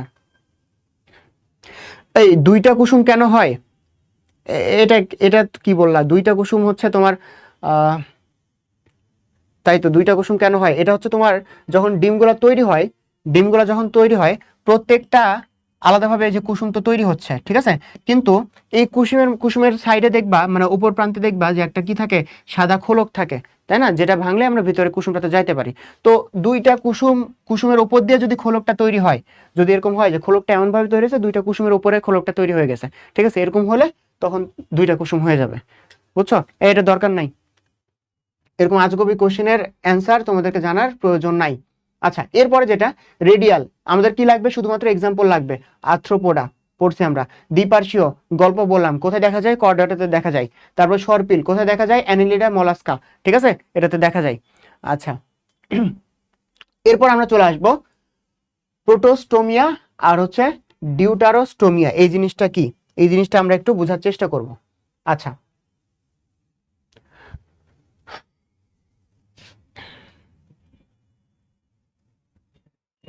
দেখো আমাদের যে ভ্রূণটা যেটা তোমার হচ্ছে ডেভেলপ হয়, ভ্রূণটা যে ডেভেলপ হয়, মনে করো এটা একটা ভ্রূণ, এটা একটা কি, এটা একটা ভ্রূণ।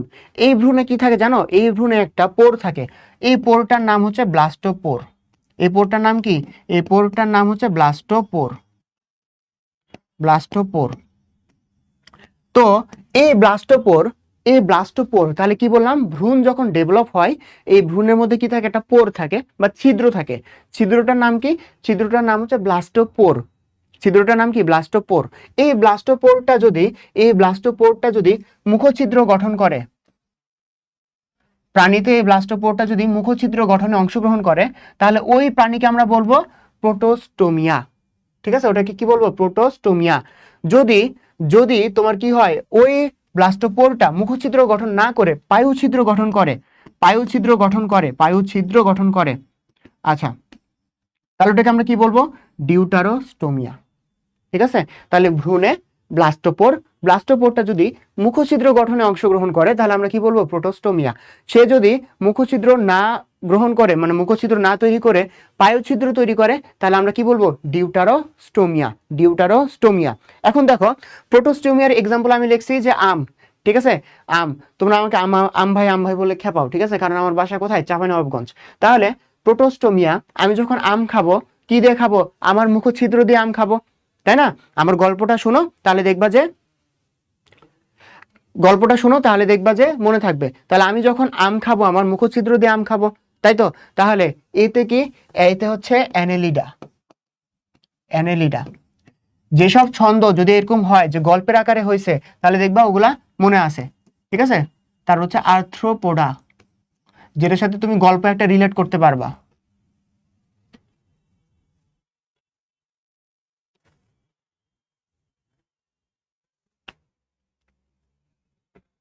আচ্ছা, তাহলে এটা কি, আর্থ্রোপোডা, তাহলে অ্যানেলিডা, আর্থ্রোপোডা। আর এটা কি, ভ্রূণের ব্লাস্টোপোর কোনো ছিদ্র গঠন করবে, সেটা তাহলে অনির্দিষ্ট।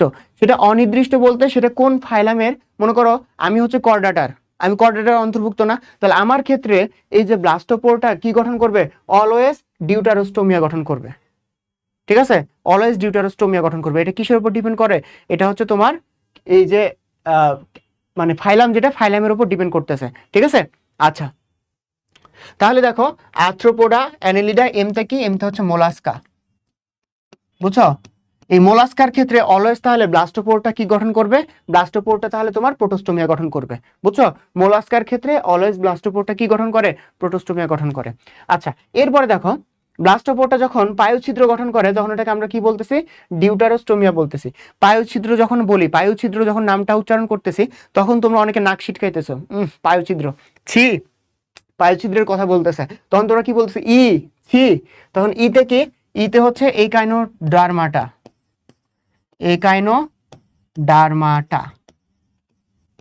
আর এই যে ছি, এটা কি, এটা হচ্ছে কর্ডাটা, ঠিক আছে। তাহলে ছি কেন, কারণ হচ্ছে পায়ুছিদ্রের কথা বলছি, বুঝছো, পায়ুছিদ্রের কথা বলছি এই জন্য।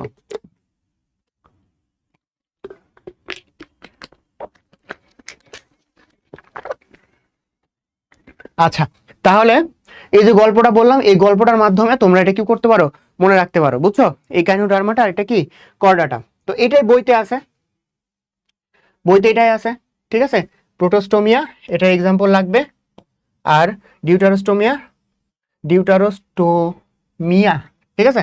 এগানোডার্মাটা কর্ডাটা, এক্সাম্পলগুলো আমি বললাম, মনে রাখতে হবে কিভাবে। এছাড়া এই জিনিসটা কি এখানে ডিটেলসে লেখা আছে, এটা আমি কি করছি পড়ায় দিছি, ঠিক আছে। আচ্ছা, স্টিকি নোটগুলাই কোথায় লাগাবো? 2 পেজেই, হ্যাঁ। আচ্ছা, এই স্টিকি নোট যেটা তোমরা হচ্ছে যদি এরকম হয়, ঠিক আছে, যে মানে আমি সংক্ষেপে যেগুলো বলতেছি এগুলো তুমি বইয়ে লিখে ফেলতে পারো, ঠিক আছে। আর স্টিকি নোট বলতে তুমি এই চ্যাপ্টারে আমি যেটা নোট যেভাবে করে দিছি, তো এইভাবে তুমি হচ্ছে তোমার একটা আলাদা নোট খাতা বানাবা।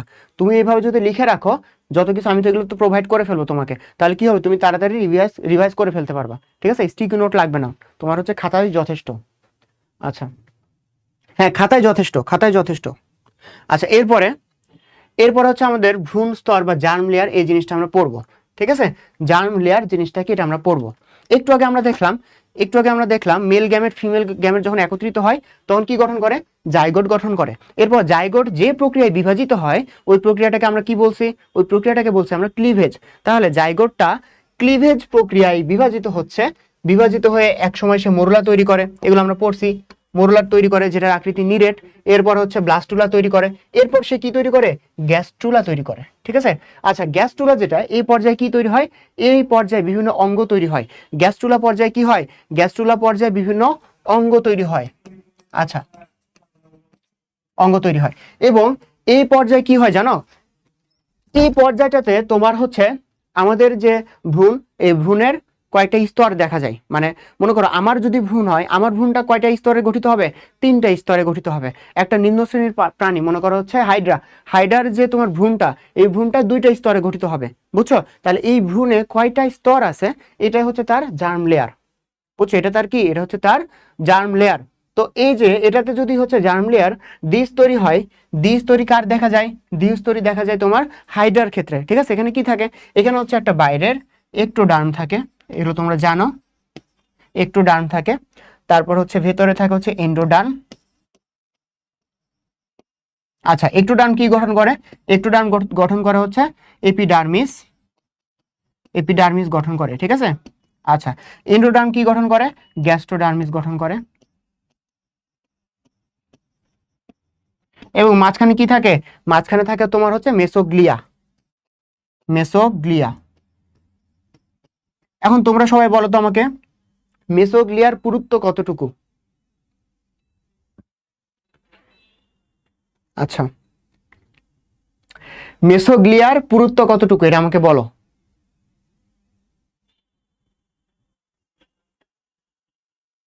মেসোগ্লিয়া যেটা, এটার পুরুত্ব কতটুকু? আমাদের সংখ্যাগুলো এত বেশি ইম্পর্টেন্ট না, বাট কিছু সংখ্যা আছে আমাদেরকে জানতে হবে, ঠিক আছে। এই যে মেসোগ্লিয়া যেটা মাঝখানে থাকে, এই যে হাইড্রার ক্ষেত্রে, আর হাইড্রা কিসের মধ্যে পড়ে, হাইড্রা পড়ে হচ্ছে নিডারিয়ার মধ্যে, নিডারিয়া। তাহলে নিডারিয়ার মধ্যে যে হাইড্রা পড়তেছে সেটা হচ্ছে ডিপ্লোব্লাস্টিক বা দ্বিস্তরী। তাহলে মেনলি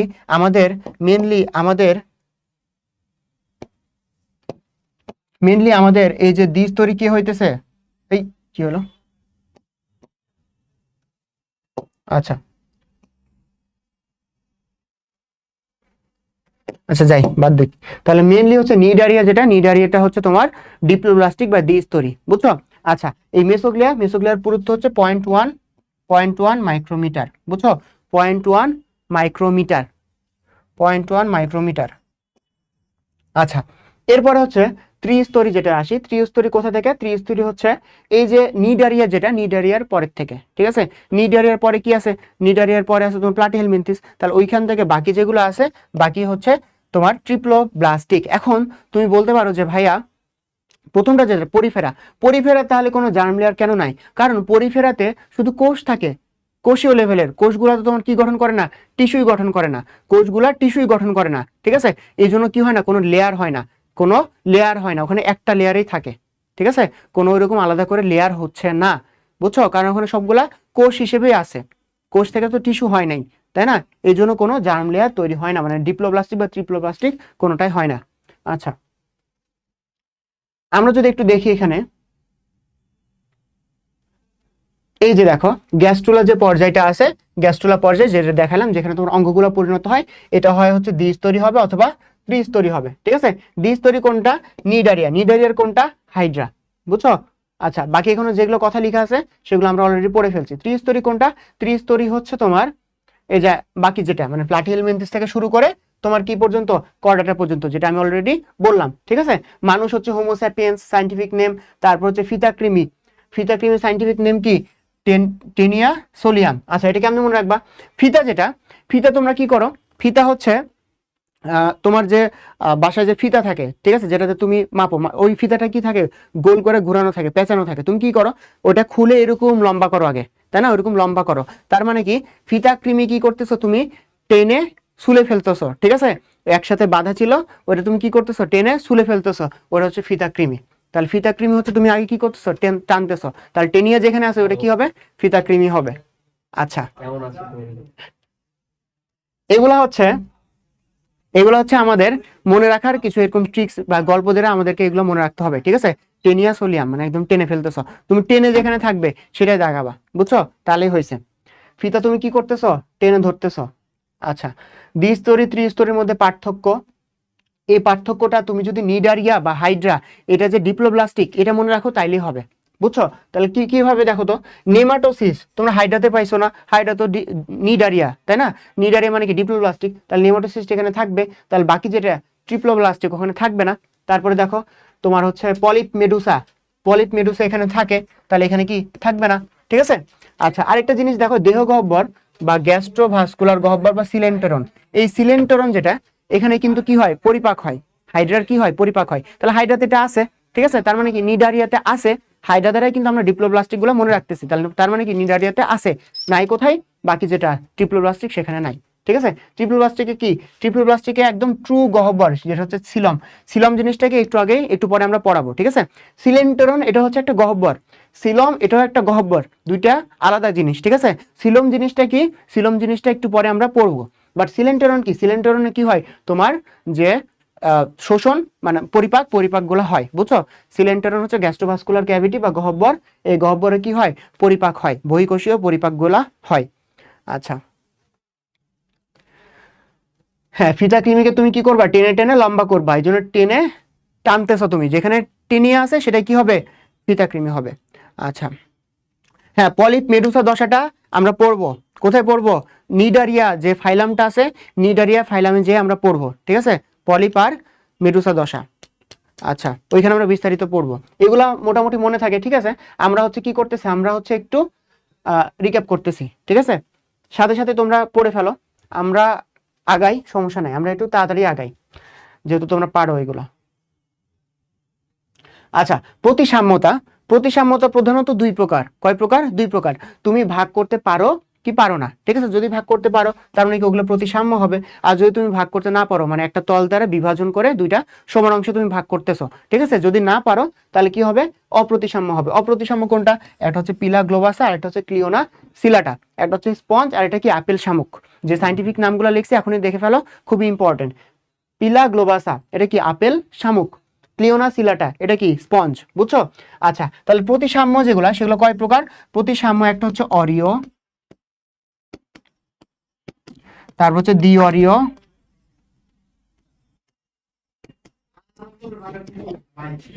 ঠিক আছে, দেন হচ্ছে স্ফেরিক্যাল বা গোলীয়, আরেকটা কি, আরেকটা হচ্ছে দ্বিপার্শ্বীয়, আরেকটা কি, আরেকটা হচ্ছে দ্বিপার্শ্বীয়, বুঝছো? আচ্ছা, তাহলে এখন আমাদের যেটা প্রয়োজন সেটা হচ্ছে এই যে এগুলা মুখস্থ করা, তাই না? এগুলা মুখস্থ করা, তো এগুলা দেখো, এগুলো আমরা কিভাবে পড়বো দেখি আমরা।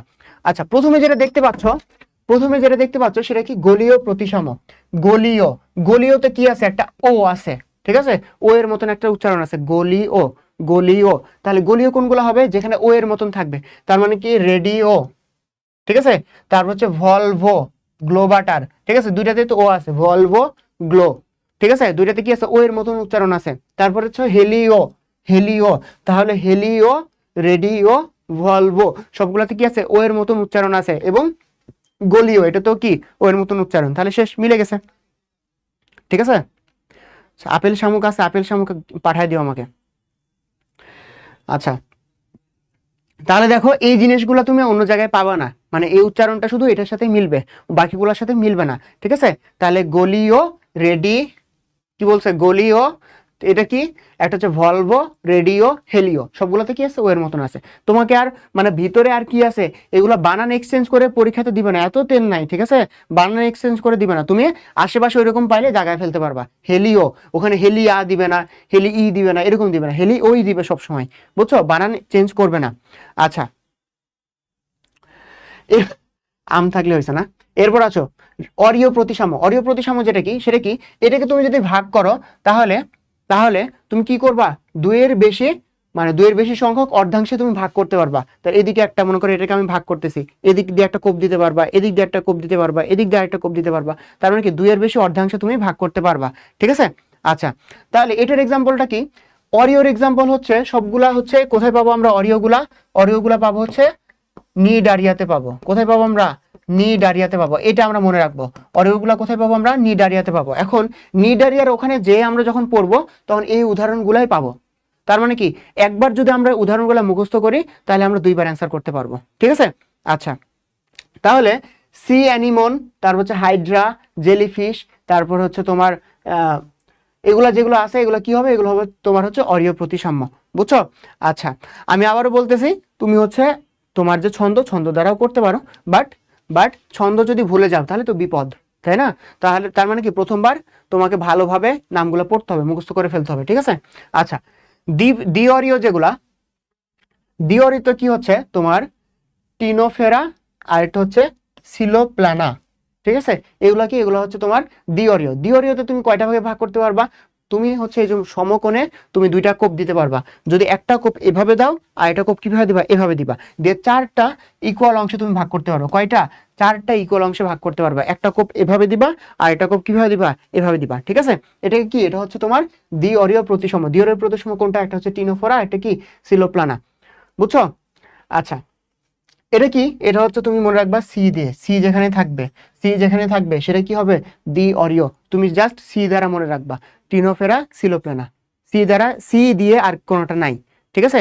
আচ্ছা, ক্লিওনা সিলাটা, ওটা আছে সি দিয়ে, কিন্তু তুমি তো জানো যে ওটা তো তোমার প্রতিসাম্যই না, ওটা তো অপ্রতিসাম্য, তাই না? আচ্ছা, হ্যাঁ, তাহলে সি দিয়ে তুমি পড়তে পারো বা সিটি দিয়েও মুখস্থ রাখতে পারো এটা। এরপর আসো দ্বিপার্শ্ব। দ্বিপার্শ্ব আই গেস তোমাদেরকে পড়াইতে হবে না। দ্বিপার্শ্ব প্রজাপতি সমান দুইটা অংশে তুমি ভাগ করতে পারতেছো, ঠিক আছে? সমান দুইটা অংশে তুমি ভাগ করতে পারতেছো মাঝ বরাবর, এটা হচ্ছে তোমার দ্বিপার্শ্বীয়। আচ্ছা, তারপর হচ্ছে আর ব্যাঙ আছে, মানুষ আছে, এগুলো সবগুলো হচ্ছে দ্বিপার্শ্বীয়। অপ্রতিসাম্য যেটা, সেটা আমরা শুরুতে পড়ছি, একটা হচ্ছে আপেল শামুক আর একটা হচ্ছে স্পঞ্জ, ক্লিওনা সিলাটা, ঠিক আছে? প্রথমে আমরা এগুলা পড়ছি। আচ্ছা, এরপর আবার চলে আসি স্লাইডে। এরপর যেটা আমরা দেখব, এরপর যেটা আমরা দেখব সেটা কি, এই যে প্রতিসাম্যতা সবগুলা ফাইলামে কি দেখাচ্ছে, সবগুলা ফাইলামে কি দেখাচ্ছে সেটা আমরা দেখব, ঠিক আছে? পরিফেরা যেটা, সেটা হচ্ছে অপ্রতিসম, যেটাকে তুমি প্রতিসাম্যতায় ভাগ করতে পারবা না, ঠিক আছে? কেন পারবা না, কেন পারবা না? কারণ হচ্ছে পরিফেরা যেটা, সেটা কি বেশিরভাগ স্পঞ্জ, বেশিরভাগ কি, বেশিরভাগ হচ্ছে তোমার স্পঞ্জ। আর আমরা শুরুতে দেখলাম স্পঞ্জগুলা কি হয়, অপ্রতিসাম্য হয়, স্পঞ্জগুলা কি হয়, অপ্রতিসাম্য হয়। আচ্ছা, এরপর দেখো নিডারিয়া। নিডারিয়া আমরা কি পড়ছি, নিডারিয়া হচ্ছে অরীয় প্রকৃতির, একটু আগে দেখে আসলাম। এরপরে প্লাটিয়েল মেন্থিস, প্লাটিয়েল মেন্থিস থেকে শুরু করে বাকি যে কর্ডাটা পর্যন্ত সবগুলাই কি, সবগুলাই হচ্ছে দ্বিপার্শ্বীয়। সবগুলাই কি হবে, সবগুলাই হচ্ছে মেনলি দ্বিপার্শ্বীয়, মানে ফাইলাম অনুযায়ী, ফাইলাম অনুযায়ী, ঠিক আছে? এখন এই যে মোলাস্কা যেটা আছে, মোলাস্কার সবগুলাই দ্বিপার্শ্বীয়, কিন্তু গ্যাস্ট্রোপোডা যে ক্লাসটা আছে, গ্যাস্ট্রোপোডা এই যে পিলা গ্লোবাসা, ঠিক আছে, গ্যাস্ট্রোপোডার যে পিলা গ্লোবাসা আছে সেটা কি হয়, সে হচ্ছে অপ্রতিসাম্য হয়, বুঝছো? এটা হচ্ছে এক্সেপশনাল। এটা বাদ দিয়ে বাকি যেগুলা, বাকি সবগুলাই কি, বাকি সবগুলো হচ্ছে দ্বিপার্শ্বীয়, ঠিক আছে? আমি পুরা বই থেকে কালেক্ট করে একটা স্লাইডে আনার চেষ্টা করছি পুরা জিনিসটাকে, বুঝছো? আচ্ছা, এরপরে দেখো, এরপরে হচ্ছে, হ্যাঁ এই চ্যাপ্টারের কেন জানি আমারও মনে থাকতো, বুঝছো? আমি হচ্ছে গল্প নিজের মতন বানাইতাম বা এইভাবে একসাথে করে পড়তাম, ঠিক আছে? দেখা যেত আমারও মনে থাকতো। মানে যেহেতু চ্যাপ্টারটা কঠিন আরো বেশি ইফোর্ট দিতাম মনে থাকতো। এরপর দেখো একাইনোডার্মাটা লার্ভা অবস্থায় সে দ্বিপার্শ্বীয় দেখায়, লার্ভা অবস্থায় সে দ্বিপার্শ্বীয় দেখায়। এই ইনফরমেশনটা তোমার একাইনোডার্মাটাতে আছে, কিন্তু আমরা কি করতেছি সবগুলা প্রতিসাম্যতা নিয়ে যত প্রশ্ন আছে আমরা একসাথে পড়ে ফেলতেছি, ঠিক আছে। কিন্তু পূর্ণাঙ্গ যে প্রাণী হবে সেটাতে কি হয় দেখা দেবে, পূর্ণাঙ্গ প্রাণীতে দেখা দেবে পঞ্চঅরীয় বা পেন্টারেডিয়াল। তুমি হচ্ছে 5 ভাগে তাকে ভাগ ভাগ করতে পারবা, ঠিক আছে। পেন্টারেডিয়াল সিমেট্রি বা পঞ্চঅরীয়, এটাকে তুমি কয় ভাগে ভাগ করতে পারবা, 5 ভাগে ভাগ করতে পারবা। আচ্ছা, এই নোট তো তোমাদেরকে দিয়ে দিব, এখনই লিখতে হবে এরকম না, ঠিক আছে। নোট আমি দিয়ে দিব, সমস্যা নাই। তাহলে কি, তাহলে পুরো চ্যাপ্টারের যত আমাদের প্রতিসাম্য ছিল সবগুলো আমরা পড়ে ফেলবো এখানে একটা স্লাইডের মাধ্যমে, ঠিক আছে। আচ্ছা, নোট আমি দিয়ে দিব, সমস্যা নাই, নাহলে স্ক্রিনশটটা তুলে নাও। আচ্ছা, যতটুকু হয়েছে আমরা নেক্সটে আগাই। এরপরে দেখি, এরপরে হচ্ছে আমরা খণ্ডকায়ন দেখবো এই চিত্রের মাধ্যমে আমরা দেখলে মনে থাকবে, ঠিক আছে। যদি দেখো যে তোমরা মুভি দেখলে কি হয়, মুভি সিনগুলো মনে থাকে কিন্তু পড়াগুলো মনে থাকে না, তাই না। তো এখন আমরা মুভির সিন দেখতেছি। খণ্ডকায়ন মানে কি, প্রত্যেকটা খণ্ড যে বিভক্ত হচ্ছে, মানে প্রত্যেকটা যে ছোট ছোট খণ্ড আছে, ঠিক আছে। একটা প্রাণীর দেহটাকে যদি প্রত্যেকটা ছোট ছোট খণ্ডে বিভক্ত করি, ওই খণ্ডগুলো যদি সম আকৃতির হয় ওটাকে আমরা কি বলি, হোমোনিমাস। আর ওই যে খণ্ডগুলা যদি অসম আকৃতির হয়, একটা ছোট একটা বড় হয়, তাহলে ওটাকে আমরা কি বলি, হেটেরোনিমাস। আচ্ছা, তাহলে সমকোণটা, এই যে দেখো কেঁচো, কত বড় কেঁচো দেখছো ধরে আছে মানুষটা, বুঝছো। আমি ছোটবেলায় কেঁচো দেখে ভয় পাইতাম, বুঝছো। আর মানে আমার মামারা, ওনারা হচ্ছে মাছ মারতো, তো মাছ মারার সময় কেঁচো তুলতো, কেঁচো তুলে ইয়া করতো, কেঁচো তুলে তারপর হচ্ছে মাছ মারতো। তো আমি হচ্ছে ওই ওই টাইমে আমি কি করতাম, ভয়ে দূরে পালায় থাকতাম। আর আমার হচ্ছে গায়ে দেওয়ার জন্য বারবার ভয় দেখাইতো, ঠিক আছে। আচ্ছা, তো দেখো এই এত বড় যদি কেঁচো হইতো তাহলে তো আমি শেষ, তাহলে তো আমি ওইখানে ফিট খাইতাম। তো দেখো এখানে কি থাকে, এই কেঁচোর প্রত্যেকটা দেখো খণ্ড এরকম বোঝা যাইতেছে, ঠিক আছে, এবং প্রত্যেকটা খণ্ড কি সমান আকৃতির, ঠিক আছে। এটা হচ্ছে হোমোনিমাস বা সমখণ্ডকায়ন, বুঝছো। আচ্ছা, এরপরে হেটেরোনিমাস যেটা, সেটা কি, এই খণ্ডগুলা সমান আকৃতির হবে না। যেরকম তুমি যদি নিজের দেহ দিয়ে চিন্তা করো, তাহলে আমি যদি একটা মাথাটাকে আলাদা করি, মাথা একটা খণ্ড, এই হাতটাকে আলাদা করি, এটা একটা খণ্ড, পাটাকে আলাদা করি, পাটা একটা খণ্ড, তাহলে এগুলো কি সমান হচ্ছে, এগুলো সমান হচ্ছে না। তাহলে সমখণ্ডকায়ন যেটা, এটা কোথায় দেখা যায়, এটা দেখা যায় কেঁচো কোনটার মধ্যে পড়ে, কেঁচো পড়ে হচ্ছে অ্যানেলিডার মধ্যে, ঠিক আছে। আচ্ছা, এরপরে অসম যেটা কি, একটা হচ্ছে যে আর্থ্রোপোডা, আর এটা কি, আর এটা হচ্ছে তোমার কর্ডাটা। প্রত্যেকটাকে আলাদা করো, দেখো ইকুয়াল হবে না, মাথা হাত পা আলাদা করো, হবে না, ঠিক আছে। আচ্ছা, এরপরে তাহলে এটা তোমরা এখনই ছবি দেখলেই মনে থাকবে, ঠিক আছে। এরপরে দেখো এই যে খণ্ডগুলা যদি একসাথে মিলে কি গঠন করে, একটা অঞ্চল গঠন করে, একটা অঞ্চল গঠন করে, ওটাকে আমরা কি বলতেছি, ট্যাগমাটাইজেশন বা অঞ্চলায়ন, ঠিক আছে। ট্যাগমাটাইজেশন বা অঞ্চলায়ন, ঠিক আছে, বুঝছো। এই যে খণ্ডগুলা মিলে একটা অঞ্চল তৈরি করবে। যেরকম আমাদের এই 3টা উদাহরণ খুবই প্রয়োজন। একটা হচ্ছে ঘাস ফড়িং এর, চিংড়ির, আর একটা কি মাকড়সার, ঠিক আছে। ঘাস ফড়িং এর আমরা জানি, অলরেডি পড়ছি যে মস্তক বক্ষ উদর 3টা ভাগে ভাগ থাকে, কিন্তু বাকি 2টা আমরা পড়ি নাই। চিংড়িতে এবং মাকড়সাতে কি হয়, চিংড়িতে একটা থাকে শিরবক্ষ, আর একটা কি উদর। শিরবক্ষ মানে কি, শির, চির উন্নত মমশির, তার মানে কি আমাদের মাথা সবসময় কি উঁচু থাকতে, মানে উঁচায় রাখতে বলছে, মাথা উঁচু করে বাঁচতে বলছে, তাই তো। শির মানে কি তাহলে মাথা, তাহলে মাথা এবং বক্ষ মিলে কি তৈরি করে, শিরবক্ষ তৈরি করে। আর এটা কি থাকলো তাহলে, উদর থাকলো, বুঝছো। তাহলে এই 2টার মধ্যে পার্থক্য কি, এখানে মস্তক বক্ষ উদর 3টাই আলাদা আছে, আর এখানে কি হচ্ছে, মস্তক এবং বক্ষ একসাথে মিলে শিরবক্ষ তৈরি করছে, বুঝছো। আচ্ছা, এরপরে তোমার হচ্ছে মাকড়সাতে 2টা অংশ থাকে, একটা হচ্ছে প্রোসোমা আর একটা হচ্ছে অপিসোথোসোমা, ঠিক আছে। অপিসথোসোমা, একটা হচ্ছে তোমার প্রোসোমা আর এটা কি অপিসথোসোমা, ঠিক আছে। মনে হচ্ছে আমি জাপানি বলতেছি, এরকম মনে হচ্ছে না যে আমি জাপানি বলতেছি। দেখো তোমাদেরকে আমি দেখাই, জিনিসটা কি আমি দেখাই, সমস্যা নাই। খণ্ডকায়ন জিনিসটা এখানে বলছি। আচ্ছা, আরেকটা জিনিস, খণ্ডকায়ন থেকে প্রত্যেকটা যে খণ্ড আছে না, এই খণ্ডটা দেখো, এই খণ্ডটা, প্রত্যেকটা খণ্ডের কিন্তু নাম আছে। খণ্ডের কি বলা হয়, খণ্ডক বলে ডাকা হয়, ইংরেজি হচ্ছে সেগমেন্ট বা সোমাইট অথবা মেটামিয়ার, ঠিক আছে। এগুলো হচ্ছে তোমার খণ্ডকের আলাদা নাম, বুঝছো, খণ্ডকের আলাদা আলাদা নাম এগুলা। আচ্ছা,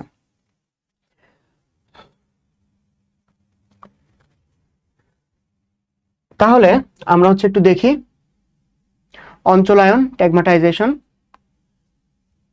হ্যাঁ, এই যে দেখো তোমরা যদি দেখো, এই যে মাথা, বক্ষ, উদর তিনটা অঞ্চলে ভাগ হয়েছে, ঠিক আছে।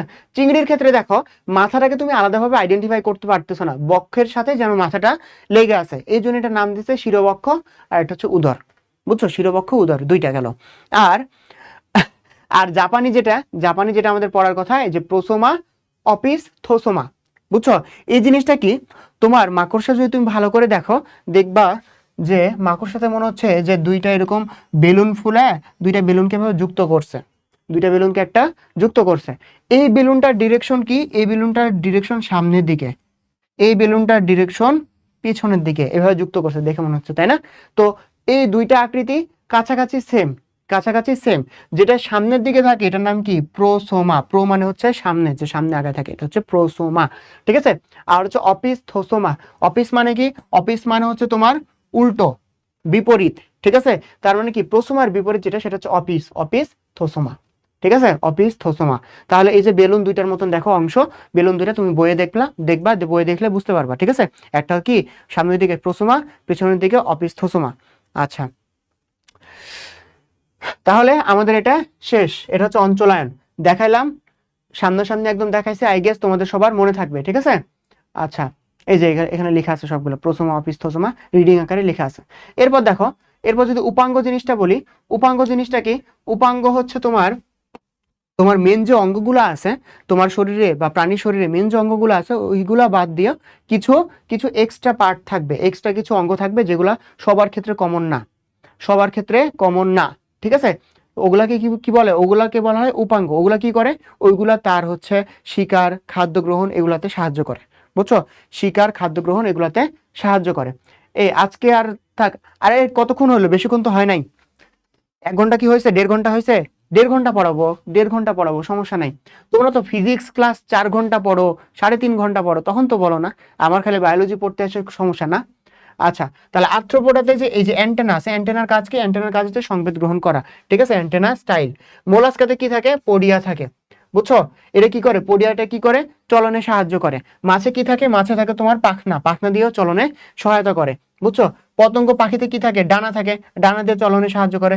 উচ্চতর মেরুদণ্ড প্রাণী আমাদের কি থাকে, পদ থাকে, মানে পা থাকে, এগুলো কি করতেছে তাহলে, তোমার চলাচলে সহযোগিতা করতেছে। বুঝছো, আচ্ছা,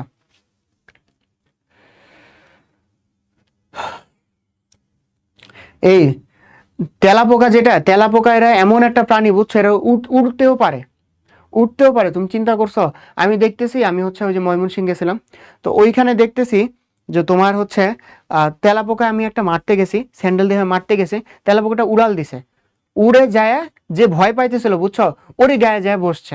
বুঝছো, আমার একটা ফ্রেন্ড আছে, সে তেলাপোকা ভয় পাইতেছিল, তার গায়ে যায় বসছে। তো ওরা বোঝে আসলে যে কে ভয় পায়, যে ভয় পায় তার কাছে যেয়ে বসে সবসময়, বা তার গায়ে পড়ে, এই জিনিসগুলো লাগবে না। আচ্ছা, এরপর চলে আসি আমরা সিলম, বেশি নাই এখান থেকে, বেশি নাই, বুঝছো, বেশি নাই। তার আগে তোমরা একটু অ্যান্সার করো তো, অ্যান্সার করো যে এটার অ্যান্সার কি হবে, এটার অ্যান্সার কি হবে। তোমাদের যদি বোরিং লাগে তাহলে চলো একটা একটা হচ্ছে একটা গল্প করি ছোট্ট, এটার অ্যান্সার করো, ছোট্ট হচ্ছে তোমাদের গল্প করি, বুঝছো। আচ্ছা, কিছুদিন আগে আমার একটা ক্লাস ছিল, এটা আমি হচ্ছে রিসেন্ট গল্প, তো এই জন্য হচ্ছে আমি আরো 2-1 জায়গায় শোনাইছি, তো তোমরা তো সবাই শোনো না, এই জন্য আরেকবার বলি। হ্যাঁ, তো আমার যে স্কুলের টিচার ছিল, স্কুলের যে বাংলা টিচার, বুঝছো, ওই বাংলা টিচার একটা কথা বলতো। কথাটা কি, দিল্লি কা লাড্ডু তোমার খাইলেও পস্তাবা, না খাইলেও পস্তাবা, ঠিক আছে। উনি তো আর তুমি করে বলতো না, উনি তুই করে বলতো, যে দিল্লি কা লাড্ডু খাইলেও পস্তাবি, না খাইলেও পস্তাবি। তো এই দিল্লি কা লাড্ডু হচ্ছে কি জানো, পড়াশোনা। উনি বলতো দিল্লি কা লাড্ডু কি, পড়াশোনা। এটা তুই যদি খাস তাও পস্তাবি, তুই যদি না খাস তাও পস্তাবি। বাংলা টিচারগুলো একটু ফানি হয়, আবার কড়া হয়, মাইরও দিত সেরকম। তো স্যারকে আমরা জিজ্ঞেস করতাম যে স্যার পড়াশোনা কেন, পড়াশোনা করলে তো ভালোই, পড়াশোনা করে যে গাড়ি ঘোড়া চড়ে সে, তো তো পড়াশোনা করলে তো ভালোই, তাই না, পড়াশোনা করলে গাড়ি ঘোড়া চড়তে পারবো, কেন পস্তাবো। তো যেটা বললাম যে রিসেন্টলি ফার্মগেট একটা ক্লাস নিতেছিলাম, তো পিছনে একটা ছেলে ব্যাক বেঞ্চার খুবই দুষ্টুমি করতেছে, তার ক্লাসে একদমই মনোযোগ নাই, বুঝছো, খুবই দুষ্টুমি করতেছে, ক্লাসে একদমই মনোযোগ নাই। তাকে আমি দাঁড় করাইলাম, সে বলে যে হচ্ছে ক্লাসে কেন আসছে, তার আব্বা আম্মা পাঠাইছে এই জন্য ক্লাসে আসছে, তার পড়ার ইচ্ছা নাই। ঠিক আছে, এখন সে আমাকে উল্টা বলে যে ভাই আপনি পড়াশোনা করে কি করবেন, আপনি পড়াশোনা করে হয়তো একটা গাড়ি কিনবেন, টয়োটা গাড়ি, ঠিক আছে, বাট জানেন অপু ভাই হচ্ছে ল্যাম্বরগিনিতে চড়ে। এখন অপু ভাই যে ল্যাম্বরগিনিতে চড়ে, অপু ভাই নিয়ে আমি খুব একটা বেশি মানে কমন না, মানে নামটা এত বেশি শুনি নাই, ঠিক আছে। এখন অপু ভাই কি করে এটা আমি জানি না। এখন আমি কি করছি, আমি হচ্ছে ক্লাসের মধ্যে মানে আমি তো আর বলতে পারি না আমি জানি না অপু ভাই কি, আমি তো এটা তো স্বীকার করতে পারি না, তাই না, যে অপু ভাইকে এটা আমি জানি না। তো আমি অ্যাক্টিং করতেছি বা আমি এরকম ভাব করতেছি যে আমি অপু ভাইকে চিনি, আমি তো মনে করছি কোনো গুণীগানী ব্যক্তি হবে, ঠিক আছে, যার নাম বলতেছে যে উনি পড়াশোনা করে না বাট অনেক ভালো কিছু হয়তো করছে। আচ্ছা, এরপর ক্লাস যখন শেষ হয়েছে আমি বের হয়ে ফোনে সার্চ দিছি যে অপু ভাইটা কে, ঠিক আছে, অপু ভাইটাকে সার্চ দিছি। আমি তো ক্লাসে মনে করছি গুণীগানী কোনো ব্যক্তি হবে, পড়াশোনা করে না কিন্তু মহৎ বড় হয়েছে এরকম কিছু একটা, সার্চ দিয়ে আমি হতাশ। তখন আমার স্যারের কথা মনে পড়লো যে পড়াশোনা করলে মানে দিল্লিকে লাড্ডু খাইলেও পস্তাবি না খাইলেও পস্তাবি, এতদিন আমি পস্তাই নাই। যখন আমি সার্চ দিছি, সার্চ দিয়ে দেখছি যে অপু ভাইকে, তখন থেকে পস্তানো শুরু করছি, বুঝছো। আচ্ছা, হ্যাঁ অপু ভাই নাকি ছাপড়ি টিকটকার, আমি জানতামই না এটা কে ভাই, কি। আচ্ছা, ওই যে দিল্লি কা লাড্ডু, এরপরে হচ্ছে আমি পস্তানো শুরু করছি। তোমরাও জানো না, গুড, না জানলে তো বেটার, এই যে আমিও জানতাম না, ভালো ছেলে, বাট আমি সার্চ দিয়ে পরে জানতে পারছি। আচ্ছা, সর্পিল ক্লিভেজ দেখা যায় কোথায়, সর্পিল আমি কি বলছি, এটার আকৃতি কি হবে, এটার পেঁচানো হবে, তাই না, পেঁচানো হবে, তাহলে পেঁচানো কোথায়, একটা হচ্ছে তোমার ওই যে অ্যানেলিডা, তোমার কেঁচো, আর এটা কি মোলাস্কা বা শামুকে, তাই না। আচ্ছা, তাহলে কি এটা হচ্ছে কেঁচো, 3 নাম্বার অ্যান্সার, বুঝছো। আচ্ছা, এটার অ্যান্সার করো তো সবাই, এটার অ্যান্সার করো, এগুলো আমরা পড়ছি, এটা কি হবে, কোষ টিস্যু মাত্রার গঠন দেখা যায় কোথায়, কোষ টিস্যু।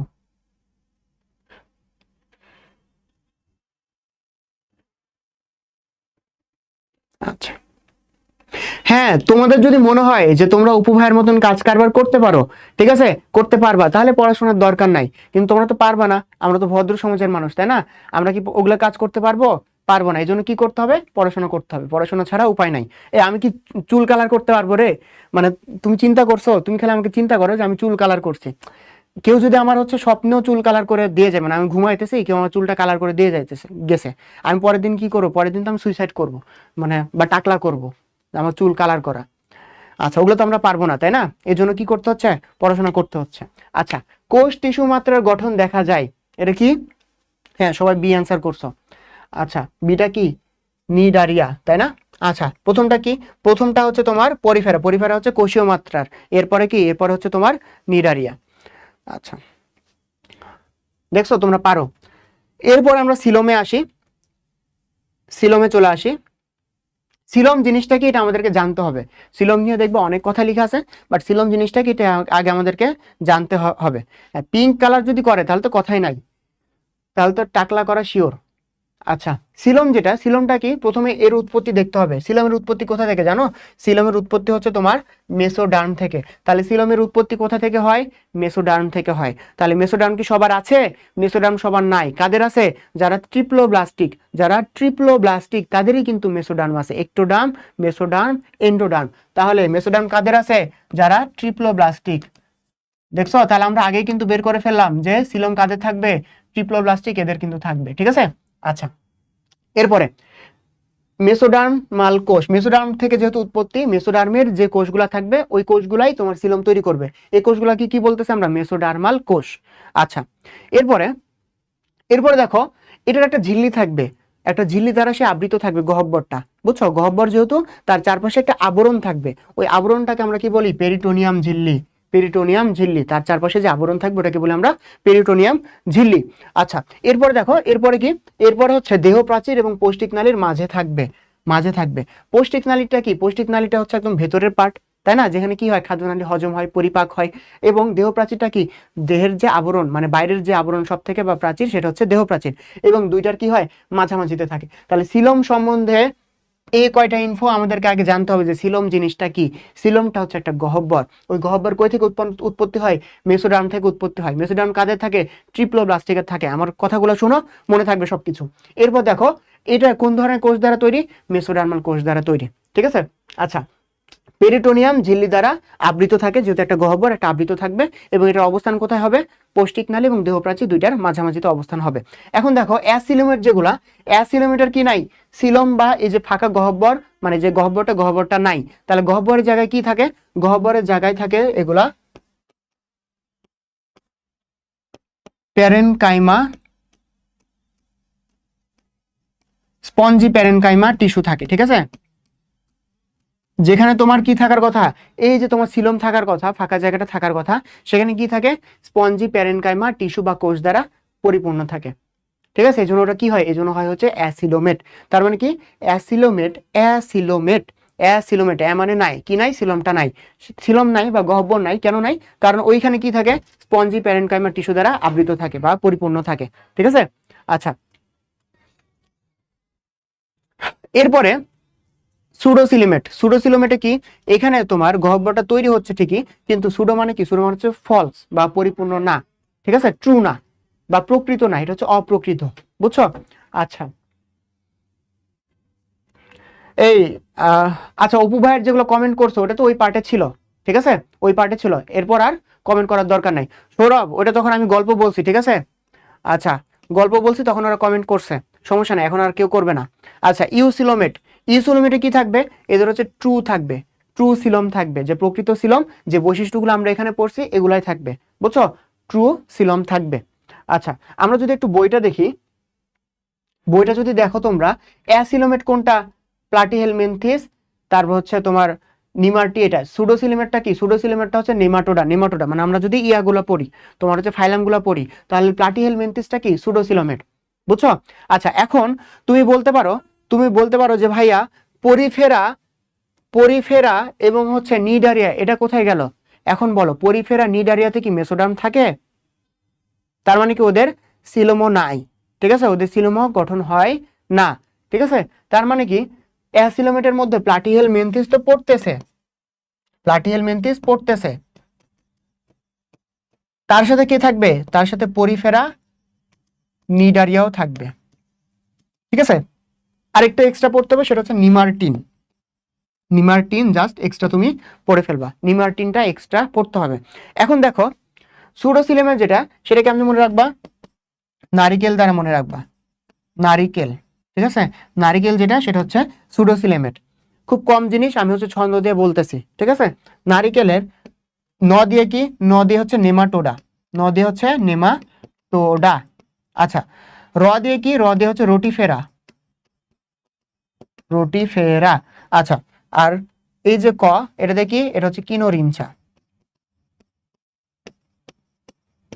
ঠিক আছে, তাহলে নারিকেল দিয়ে তুমি সুডোসিলেমেট গুলা মনে রাখতে পারো। নাতে নেমাটোডা, রোটিফেরা, আর হচ্ছে কতে এটা কি? কিনোরিনচা। বুঝছো? তাহলে এরকম ছোট ছোট কিছু ছন্দ দিয়ে এই জিনিসগুলো পড়তে পারো, বাট সবকিছু পড়ার দরকার নাই। আর বাকিগুলা কি হবে? বাকিগুলা সবগুলাই হবে যে মোলাস্কা থেকে শুরু করে বাকি যতগুলো আছে সবগুলো হবে তোমার ইউসিলোমেটের মধ্যে। ঠিক আছে, ইউসিলোমেটের মধ্যে পড়বে। আচ্ছা, এরপরে দেখো, এই যে সিলোমের আরো দুইটা ক্লাসিফিকেশন আছে। একটা হচ্ছে তোমার সাইজোসিলোমেট, আর একটা হচ্ছে ইন্টারোসিলোমেট। জিনিসটা কি? সাইজোসিলোমেট, আর একটা হচ্ছে ইন্টারোসিলোমেট। এই জিনিসটা কি? এই জিনিসটা হচ্ছে উৎপত্তির উপর ডিপেন্ড করে, যে সিলোমটা কিভাবে উৎপত্তি হচ্ছে। সিলোমটা যদি এরকম হয় যে মেসোডার্মাল টিস্যু বিদীর্ণ হয়ে সৃষ্টি হচ্ছে, তাহলে এটা কি হবে? সাইজোসিলোমেট হবে, উৎপত্তির উপর ডিপেন্ড করে। তারপরে ইন্টারোসিলোমেটে কি হয়? আর্কেন্টেরন প্রাচীর এখান থেকে যদি সৃষ্টি হয়, তাহলে ওটা কি হবে? ওটা হচ্ছে তোমার ইন্টারোসিলোমেট। এই জিনিসটাও আবার একইভাবে মনে রাখতে পারো। সাইজোসিলোমেট যেটা, সেটা কি? সেটা হচ্ছে আম। ঠিক আছে, অ্যানিলেডিয়া, আর্থ্রোপোডা, মোলাস্কা। আবার ইন্টারোসিলোমেট কি? ওই যে একাইনোডার্মাটা, আর হচ্ছে সিএইচ ছি। ঠিক আছে, ছি, ইন্টারোসেলোমেট, একাইনোডার্মাটা এবং কর্ডাটা। বুঝছো? ওই যে আগে যেটা আমি শুরুতে একটা হচ্ছে এক্সাম্পল দিছিলাম, যে তোমার ব্লাস্টোপোর যদি হচ্ছে মুখ ছিদ্র গঠন করে, তাহলে মুখ ছিদ্র দিয়ে যেহেতু আমি আম খাই। ঠিক আছে, আর যদি হচ্ছে পায়োছিদ্র গঠন করে, তখন তুমি বলবো ছি, এটা বলবা। ঠিক আছে, তাহলে ওটাতে কি হবে? একাইনোডার্মাটা এবং তোমার কর্ডাটা। ঠিক আছে, আচ্ছা, এরপরে তাহলে আমাদের কি আছে আর দেখি এখানে। আচ্ছা, এরপরে আছে আমাদের সংবহন তন্ত্র। সংবহন তন্ত্র এই জিনিসটা আমাদেরকে একটু পড়তে হবে।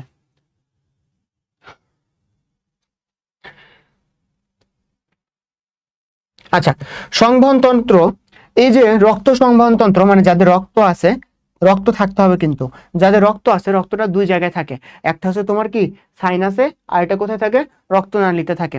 যেহেতু রক্ত নালীতে থাকে, এটা রক্ত নালী, নালীর মধ্যে আছে, তাহলে ওটা কি হয়, আচ্ছা 12টা বেজে গেছে, 1.5 ঘন্টা হয়েছে কিনা আমাকে বলো, তোমাদেরকে আরেকটু এনার্জি নাই? আর 20 থেকে 25 মিনিট, 20 মিনিট, আর 20 মিনিট এনার্জি থাকলে হবে। আচ্ছা, তাহলে দেখো রক্ত নালীর মধ্যে মানে ওই যে নালীর মধ্যে যদি রক্ত থাকে ওটা কি হবে, ক্লোজড প্রকৃতির হবে, ঠিক আছে।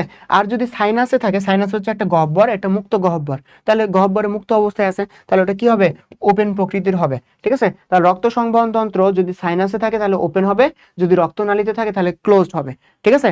আচ্ছা, আর যদি দুইটাই থাকে, দুইটাই থাকলে ওটা কি হবে, অর্ধমুক্ত হবে। দুইটাই থাকলে কি হবে, অর্ধ মুক্ত হবে, দুইটাই বৈশিষ্ট্য যদি থাকে, মানে সাইনাসও যদি আসে এরকম যদি হয়, আবার তোমার যদি এরকমও হয় যে রক্তনালী, হার্ট এগুলোও আছে, তাহলে ওটা কি হবে, অর্ধমুক্ত হবে। অর্ধমুক্ত কোনটা বলো তো, অর্ধমুক্ত, অর্ধমুক্ত কোনটা বলো, অর্ধমুক্ত কোনটা? পড়ান, সবাই চাইতেছে পড়াই। আচ্ছা, অর্ধমুক্ত কোনটা এটা কমেন্ট করো। আচ্ছা, এরপরে দেখো, এরপরে দেখো পরিফেরা, পরিফেরাতে কি থাকে, পরিফেরাতে থাকে হচ্ছে নালীতন্ত্র। নালীতন্ত্র, এই যে একটা নালী দেখতে পাচ্ছ, এরকম একটা কি থাকে, নালীতন্ত্র থাকে, ঠিক আছে। নালী কোনগুলো জানো, এই যে এটা নালী, এইটা হচ্ছে নালী, এটা হচ্ছে নালী, এটা হচ্ছে নালী, এটা কি একটা নালী। এই নালীগুলা এখানে এসে উন্মুক্ত হয়, এই যেখানে এসে উন্মুক্ত হয়েছে এটাকে বলা হচ্ছে স্পঞ্জোসিল। এটার নাম কি, এটার নাম হচ্ছে স্পঞ্জোসিল। এই স্পঞ্জোসিলটা সামনে যে ফাঁকা জায়গা দিয়ে সে উন্মুক্ত হয় বা গহ্বর দিয়ে বাইরে উন্মুক্ত হয়, এটাকে বলা হয় অস্কুলাম। এটা হচ্ছে পরিফেরার গঠন। পরিফেরার কি পড়াইতেছি, গঠন পড়াইতেছি, হ্যাঁ। মোলাস্কা হচ্ছে অর্ধমুক্ত, গুড। আচ্ছা, তাহলে দেখো আরেকবার পড়াই, আরেকবার পড়াই। দেখো পরিফেরার, এটা আমি পরিফেরা পড়তেছি, পরিফেরার এই যেগুলো হচ্ছে নালী, এগুলো প্রত্যেকটাকে কি বলে, নালী বলে, এগুলোকে কি বলে, নালী বলে, ঠিক আছে। আচ্ছা, নালীগুলা কোথায় এসে উন্মুক্ত হয়েছে, এই যে মাঝখানে একটা ফাঁকা জায়গা, এটাতে উন্মুক্ত হয়েছে। এই মাঝখানে ফাঁকা জায়গাটাকে কি বলে, এটাতে বলা হচ্ছে স্পঞ্জোসিল, ঠিক আছে। লাল কালি দিয়ে লিখলে ভালোভাবে দেখা দেখা যায় না, আমরা অন্য একটা লিঙ্ক, এটাকে বলে স্পঞ্জোসিল, স্পঞ্জোসিল। আচ্ছা, স্পঞ্জোসিল কেন নামকরণ করা হয়েছে, কারণ পরিফেরাদেরকে কি বলে, স্পঞ্জ বলে, পরিফেরাকে কি বলে, স্পঞ্জ বলে। এবং যে কোনো গহ্বর থাকলে ওখানে কি আসবে, সিল আসবে, যেরকম সিলম, সিলম মানে একটা গহ্বর। তারপর হচ্ছে ব্লাস্টোসিল, ব্লাস্টোসিল মানে কি, ব্লাস্টুলা দশে যে গহ্বর থাকে ওটাকে বলে ব্লাস্টোসিল। তার মানে কি, সিল আসে কখন, যখন আমরা গহ্বর বুঝাই, ঠিক আছে।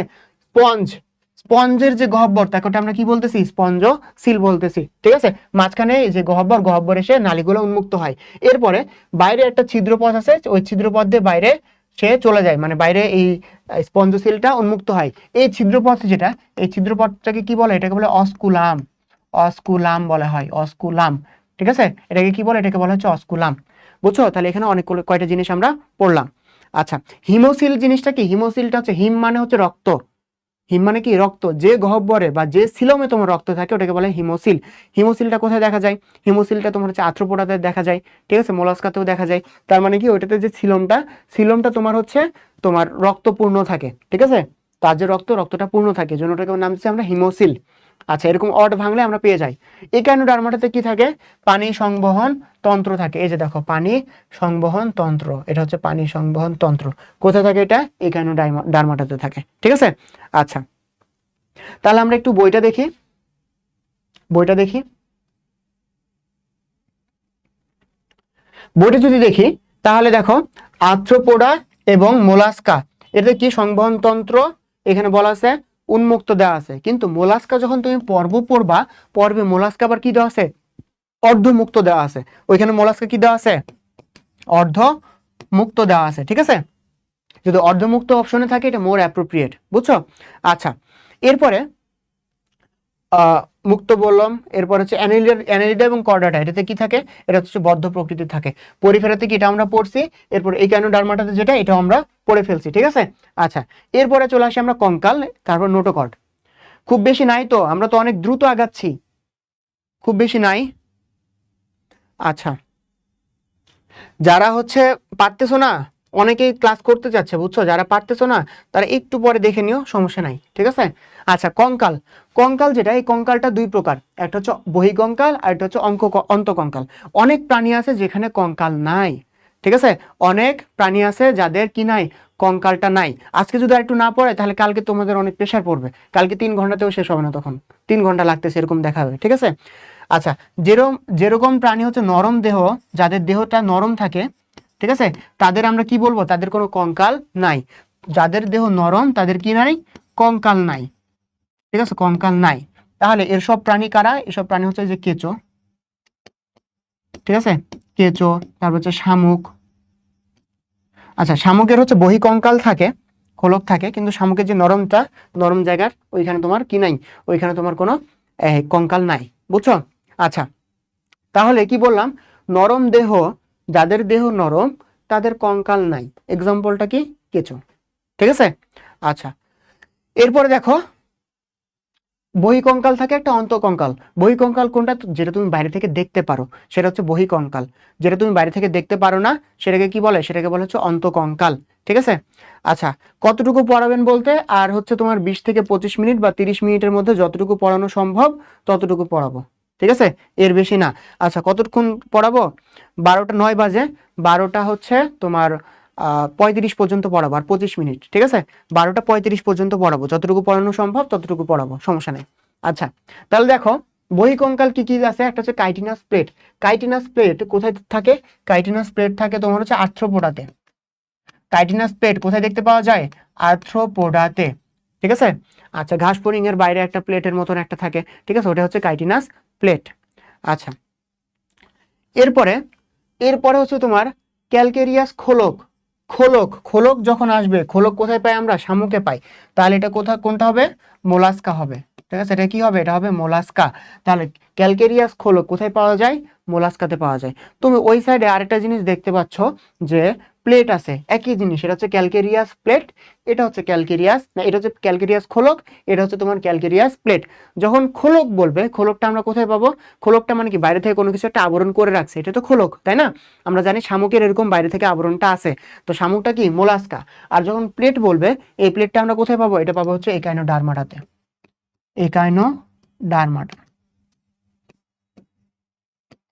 বুঝছো, এভাবে পার্থক্য করে পড়তে হবে, না হলে গুলায় যাবে। আচ্ছা, এরপরে শিং, নখ, পালক, আঁশ, এটা কোথায় দেখা যায়, এগুলো দেখা যায় হচ্ছে মেরুদণ্ডী প্রাণীতে, মেরুদণ্ডী প্রাণী, ঠিক আছে, শিং, নখ, পালক, আঁশ, এটা হচ্ছে মেরুদণ্ডী প্রাণীতে দেখা যায়। আচ্ছা, এরপরে দেখো ক্যালকেরিয়াস বলতেছে এটাকে, ক্যালকেরিয়াস, বুঝছো।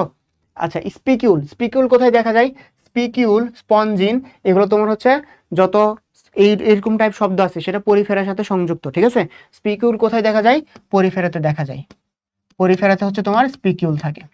তাহলে আমরা এখান থেকে কি পড়লাম, বহিঃকঙ্কাল কি কি এটা পড়লাম। আচ্ছা, অন্তকঙ্কাল কি কি এটা পড়লাম, পাশে পাশে আমরা কি দেখলাম, কাদের কঙ্কাল থাকে না এটা আমরা দেখলাম, ঠিক আছে। আচ্ছা, তাহলে এভাবে আমাদেরকে পার্থক্য করে পড়তে হবে। নরম দেহে যেরকম কেঁচো, কৃমি, ঠিক আছে, কেঁচো, তারপর হচ্ছে কৃমি, এদের কি থাকে না, কোনো তোমার হচ্ছে কঙ্কাল থাকে না, বাকি সবগুলো এখানে যা আছে আমরা পড়ে ফেলছি, পার্থক্য করে নোট করে পড়ছি, ঠিক আছে। আচ্ছা, এরপরে দেখো, এরপর হচ্ছে আরেকটা জিনিস আমরা যাব নেক্সটে। দেখো এটা কি বলছে আমাদের, নোটোকর্ড, তাই না, নোটোকর্ড।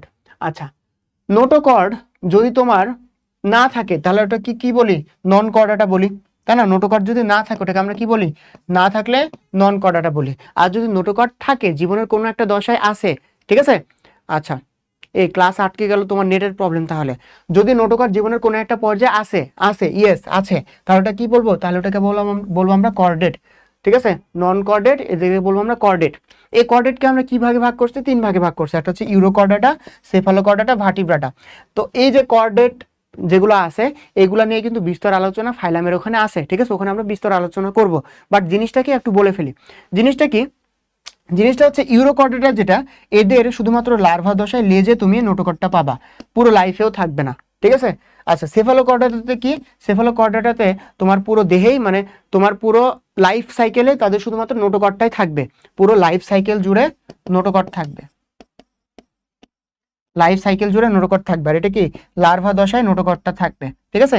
আর ভার্টিব্রাটাতে কি হবে, নোটোকট যেটা নোটোকটটা কিসে চলে যাবে, কিসে পরিণত হবে, নোটোকটটা ভার্টিব্রাটাতে পরিণত হবে, ঠিক আছে, ভার্টিব্রাতে পরিণত হবে, ভার্টিব্রাতে পরিণত হবে। এই তিনটা হচ্ছে বেসিক ডিফারেন্স। আর নোটোকটটা কি, নোটোকট সম্বন্ধে যে ইনফরমেশনগুলো আমাদেরকে জানতে হবে সেটা কি, এটা হচ্ছে স্থিতিস্থাপক, এটা হচ্ছে ছিদ্র যুক্ত, এবং এটা হচ্ছে নমনীয়, বুঝছো। এই তিনটে ইনফরমেশন আমাদেরকে জানতে হবে। আচ্ছা, এই যে নন কর্ডেট, কর্ডেট, এগুলো সম্বন্ধে বিস্তারিত যেটা আমরা হচ্ছে ফাইলামে পড়বো, ঠিক আছে। আচ্ছা দেখো, পৌষ্টিক নালী যাদের থাকে তাদেরকে কি বলে, প্যারাজোয়া বলে।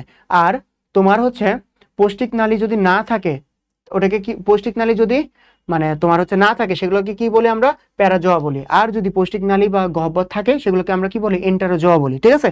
আচ্ছা, এটার কেমন মনে রাখবা, P for Parazoa, P for Porifera, আর বাকিগুলো কি হবে, বাকি সবগুলা নিডারিয়া থেকে বাকি সবগুলা কি হবে, এন্টারোজোয়া হবে, ঠিক আছে। তাহলে প্রথমটা যেটা পরিফেরা, এটা কি হবে, প্যারাজোয়া হবে, বাকি সবগুলো যেটা সেটা কি হবে, এন্টারোজোয়া হবে, ঠিক আছে। আচ্ছা, এরপরের পার্টটুকু যেগুলো আছে বইয়ে, শ্রেণীবিন্যাসের ভিত্তি, এটা হচ্ছে হেকেল কি প্রোটোজোয়া আর হচ্ছে মেটাজোয়া দুই ভাগে ভাগ করছে। তার হচ্ছে তোমার হচ্ছে হুইটেকার, ঠিক আছে, ইনি কি করছে, 5টা রাজ্যে ভাগ করছে, ঠিক আছে। এগুলো তোমরা জানো, মোনেরা, প্রোটিস্টা, ফাঙ্গাই, প্লান্টি, অ্যানিমেলিয়া, এগুলো নিয়ে বললাম না, ঠিক আছে। আচ্ছা, এগুলো তো তোমরা ছোটবেলা থেকে পড়ে আসতেছো, বাট এখান থেকে বেসিক কিছু ইনফরমেশন, বেসিক বলতে মৌলিক কিছু ইনফরমেশন এগুলো লাগবে, যে শ্রেণীবিন্যাসের মূল বা ভিত্তি কি, প্রজাতি, শ্রেণীবিন্যাসের মূল বা ভিত্তি কি, প্রজাতি, ঠিক আছে।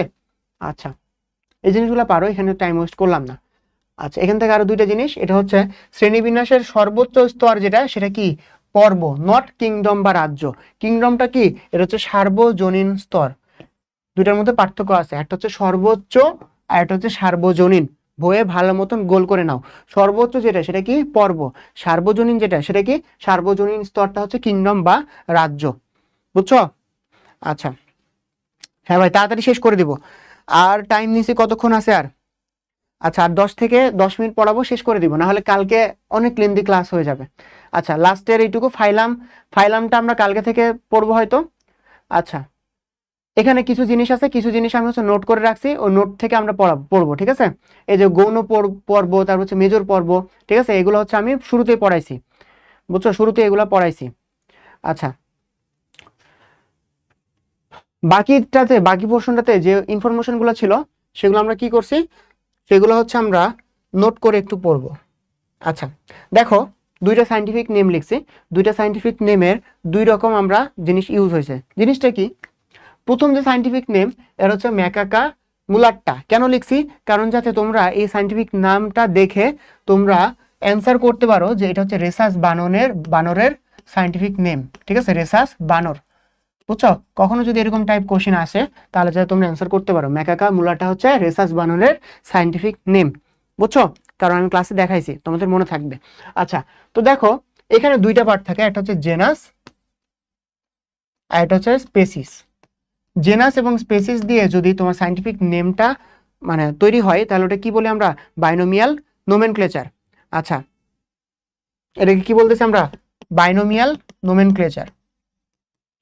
তাহলে এই বাইনোমিয়াল নোমেনক্লেচার কে আবিষ্কার করছে, ক্যারোলাস লিনেয়াস, ঠিক আছে, কে আবিষ্কার করছে, লিনেয়াস আবিষ্কার করছে। আচ্ছা, এখন এই যে এটাতে জেনাস স্পেসিসের সাথে তোমার হচ্ছে প্রথমটা কি গণ বলি, তারপর হচ্ছে প্রজাতি বলি, ঠিক আছে, প্রজাতি বলি, এরপরে কি থাকে, এটা হচ্ছে উপপ্রজাতি, ঠিক আছে। এরকম যদি হয় কোনো নামে যে তোমার জেনাস স্পেসিসের পরে সাবস্পেসিসটাও ইউজ হয়েছে, তাহলে ওটা কি হবে, ওটা হবে ট্রাইনোমিয়াল নোমেনক্লেচার। এটা কি, এটা হচ্ছে ট্রাইনোমিয়াল নোমেনক্লেচার।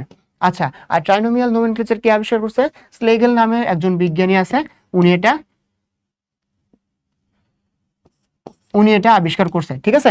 আচ্ছা, এখন এই যে প্যাসার, ডোমেস্টিকা, নাইলোটিকাস, এটা কই থেকে আসলো, যদি এরকম হয় যে কোনো একটা জায়গার মানে স্পেসিফিক কোনো একটা জায়গার প্রজাতি, মানে স্পেসিফিক কোনো একটা জায়গার প্রজাতি কিছু ভিন্ন ধর্মী বৈশিষ্ট্য দেখাচ্ছে, যেরকম নীল নদের যে চড়ুই পাখিগুলো থাকে তাদের মধ্যে কিছু আলাদা একটু বৈশিষ্ট্য দেখা যায়, ঠিক আছে। যদি এরকম হয় যে কোনো একটা স্থান, কোনো একটা এলাকা, ওই রিজনের যে চড়ুই পাখিগুলা বা ওই রিজনের যে প্রজাতিগুলা সেগুলো একটু আলাদা হচ্ছে, তখন আমরা স্পেসিফিক্যালি ওই প্রজাতিগুলোকে বোঝাতে আমরা কি করি, একটা উপপ্রজাতি ইউজ করি। ঠিক আছে, তো নীল নদের যে চড়ুই পাখি এটাকে আমরা কি বলতেছি, প্যাসার ডোমেস্টিকাস নাইলোটিকাস, এবং বাকি সবগুলোকে আমরা কি বলতেছি, প্যাসার ডোমেস্টিকাস বলতেছি। ঠিক আছে, আচ্ছা হ্যাঁ এগুলো তোমরা জানো, এগুলো তোমরা জানো। এই স্টুডিওতে আমিও থাকছি ক্লাস রেকর্ড করার সময়, ক্লাস রেকর্ড যখন করি তখন হচ্ছে স্টুডিওতে থাকছি। আচ্ছা আমাদের হচ্ছে ফাইলাম যেটা, এটা হচ্ছে তোমার পরিফেরা থেকে শুরু হওয়ার কথা, বুঝছো? তোমরা কি ফাইলাম পড়বা? হ্যাঁ ফাইলাম পড়বা, একটু জানাও, ততক্ষণে আমরা এই যে এই জিনিসটা জেনে ফেলি যে এখানে আমরা কি পড়াইছি এখানে। আচ্ছা হোমোনিম বা সমনাম, সিনোনিম বা প্রতিনাম জিনিসটা কি? মনে করো একটা প্রাণী বা প্রজাতি আবিষ্কার হইলো, আবিষ্কারের ফলে অনেক সায়েন্টিস্ট ওটার নামের বর্ণনা দিছে। ঠিক আছে, ওটার নামের মানে ওই প্রজাতির বা ওই প্রাণীর নাম কি হবে, অনেকে বর্ণনা দিছে, অনেক বিজ্ঞানী বর্ণনা দিছে। তো সবার আগে যে নামটা গ্রহণযোগ্য হবে বা সবার আগে যে নামটার বর্ণনা দেওয়া হয়েছে সেটা হচ্ছে হোমোনাম বা সমনাম, হোমোনিম বা সমনাম। ঠিক আছে, মনে করো একটা প্রজাতি এক্স, এটা আবিষ্কার হয়েছে, এই প্রাণীটা আবিষ্কার হয়েছে, তো এটার প্রজাতির নাম কি হবে, এটার নাম কি হবে, অনেক বিজ্ঞানী অনেক ধরনের নাম দিছে। তো সবার ফার্স্টে যে বর্ণনাটা আসছে, সবার ফার্স্টে যে নামটা আসছে ওটার নাম কি, হোমোনিম বা সমনাম। ঠিক আছে, সবার প্রথম যে বর্ণনা, প্রথম দেয়া বর্ণনা। ঠিক আছে, তাহলে বাকি সায়েন্টিস্টকে কি দেওয়া হচ্ছে, রেসপেক্ট দেওয়া হচ্ছে, যে আপনারা যেটা আবিষ্কার করছেন ঠিক আছে, ঠিক আছে, আপনাদের নামগুলোকে আমরা কি করতেছি, রেসপেক্ট করতেছি। বাকিগুলোকে কি নাম দেওয়া হয়েছে, বাকিগুলোকে বলা হয়েছে সিনোনিম বা প্রতিনাম। ঠিক আছে, এটারই সিনোনিম বা প্রতিনাম। প্রথমটা হচ্ছে মেন নাম, হোমোনিম, মেন যেটা প্রধান নাম সেটা হচ্ছে হোমোনিম বা সমনাম। ঠিক আছে, আর বাকি যেগুলা সেগুলো হচ্ছে সিনোনিম বা প্রতিনাম। বুঝছো, বাকিগুলা হচ্ছে সিনোনিম বা প্রতিনাম। আচ্ছা এরপরে টটোনিম জিনিসটা কি? টটোনিম যদি এরকম হয় যে জেনাস এবং স্পেসিস দুইটা যে পার্ট আছে, দুইটা পার্ট হচ্ছে একই, দুইটা পার্ট কি একই নাম, এরকম যদি হয় তাহলে ওটা কি বলবো, আমরা টটোনিম বলবো। যেরকম কাতল মাছ যেটা, কাতল মাছের যদি আমরা সায়েন্টিফিক নেম বলি তাহলে কি ওটা, ক্যাটলা। ঠিক আছে, বা গরিলা। ঠিক আছে, তো এটার কি দুইটা জেনাস এবং স্পেসিস সেম। ঠিক আছে, এটাকে কি বলা হয়, এটাকে বলা হয় তোমার টটোনিম। বুঝছো?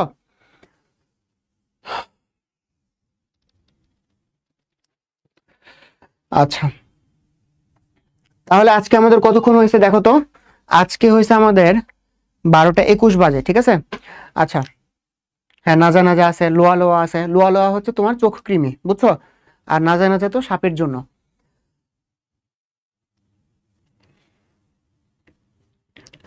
আচ্ছা আমাদের যদি আমরা দুইটা ফাইলাম পড়ি, পরিফেরা এবং নিডারিয়া, বুঝছো, দুইটা ফাইলাম যদি আমরা পড়ে ফেলতে পারি কালকে দেখবে তোমাদের জন্য ইজি হয়ে গেছে। ঠিক আছে, আর যদি জাস্ট দুইটা ফাইলাম পড়তে পারো, দুইটা ফাইলাম পড়াবো, তাহলে বাকিটা কালকে কাভার হয়ে যাবে 2 ঘন্টার মধ্যে। ঠিক আছে, আর যদি আজকে বাকি দুইটা ফাইলাম না পড়ি কালকে দেখবে তোমরা কি হয়ে গেছো, প্রেসারে পড়ে গেছো। আমরা জাস্ট দুইটা ফাইলাম পড়বো। ঠিক আছে, দুইটা ফাইলাম পড়বো শেষ, দুইটা ফাইলাম পরিফেরা নিডারিয়া পড়বো শেষ। তাহলে এগুলো তোমরা পড়বা, তোমাদের বাড়ির কাজ বা হোমওয়ার্ক দেওয়া থাকবে। ঠিক আছে, আচ্ছা হ্যাঁ লাস্ট দুইটা দেখো, পরিফেরা শব্দটা কই থেকে আসছে, এই যেখানে আছে পোর থেকে আসছে, তাই না? পোর মানে কি, পোর মানে হচ্ছে ছিদ্র, পোর মানে কি ছিদ্র। এই ছিদ্রের নাম কি, এই ছিদ্রের নাম কি, এই ছিদ্রের নাম হচ্ছে তোমার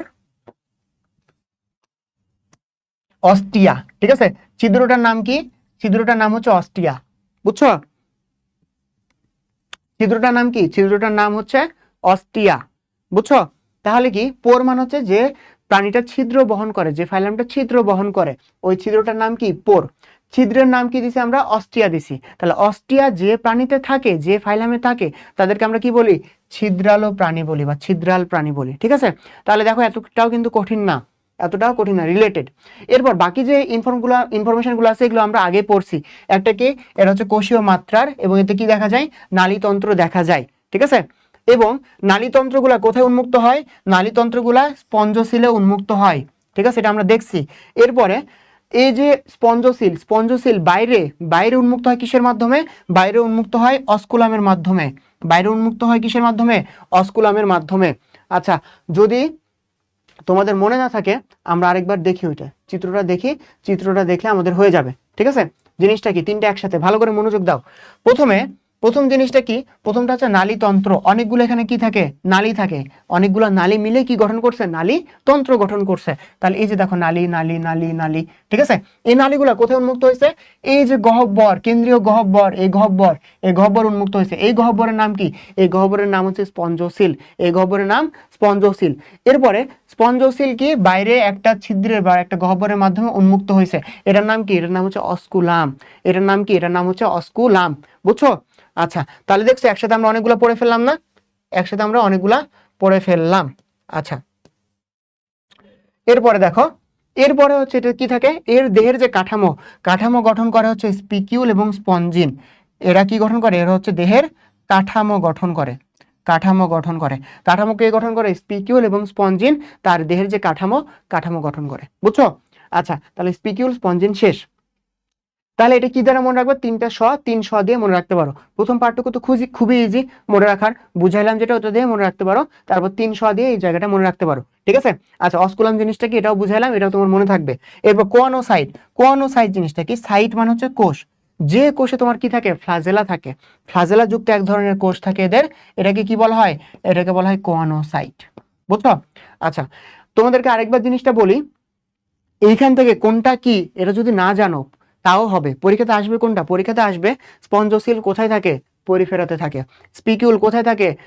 বা স্পঞ্জিন কোথায় থাকে? পরিফেরাতে থাকে। তো জিনিসটা সম্বন্ধে যে বিস্তারিত না জানলেও হবে। ঠিক আছে, বিস্তারিত না জানলেও হবে। তোমার কোনটা কোন প্রাণীতে পাচ্ছ এটুকু জানলেই হবে। ঠিক আছে।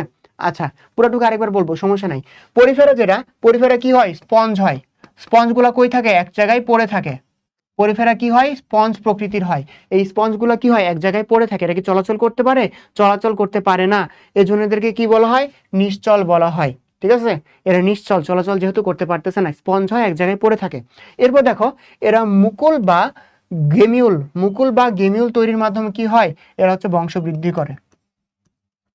ঠিক আছে, বা রিপ্রোডাকশন করে মুকুল বা গেমিউল তৈরির মাধ্যমে। বুঝছো? মুকুল বা গেমিউল তৈরির মাধ্যমে।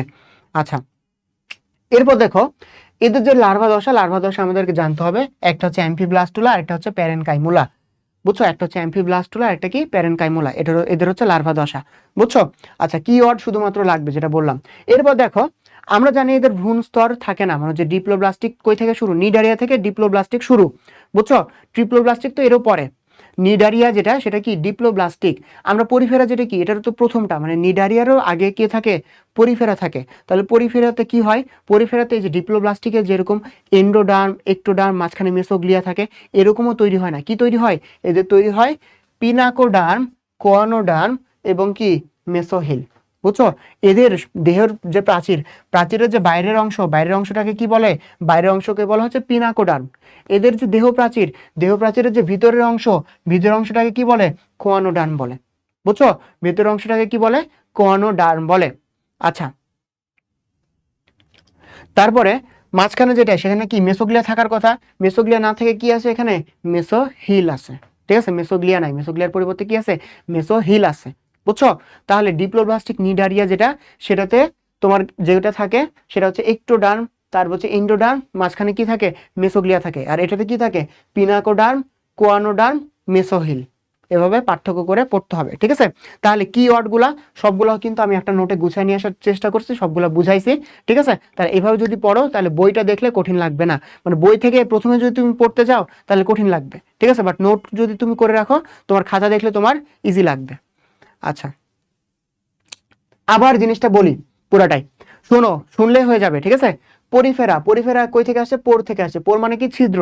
ছিদ্রের নাম কি? ছিদ্রের নাম হচ্ছে অস্টিয়া। ছিদ্র ধারণকারী যে প্রাণী তাদেরকে কি বলা হয়? ছিদ্রাল প্রাণী বলা হয়। কোষীয় মাত্রা যে আগেই পড়ছি, প্রথমটা যেহেতু কোষীয় মাত্রা, এরপর নালীতন্ত্র আগেই পড়ছি। এরপর নালীতন্ত্র জিনিসটা বুঝাইছি। নালীতন্ত্র কই থেকে বুঝাইছি? নালীতন্ত্র আমরা এখান থেকে পড়ছি। তো এদের কি থাকে? অনেকগুলো এরকম নালী থাকে। নালীগুলো কোথায় উন্মুক্ত হয়? মাঝখানে একটা গহ্বর উন্মুক্ত হয়, যেটার নাম হচ্ছে স্পঞ্জসিল। এবং স্পঞ্জসিল বাইরে যে উন্মুক্ত হয়, এটা একটা আরেকটা ছিদ্রপথ বা গহ্বরের মাধ্যমে।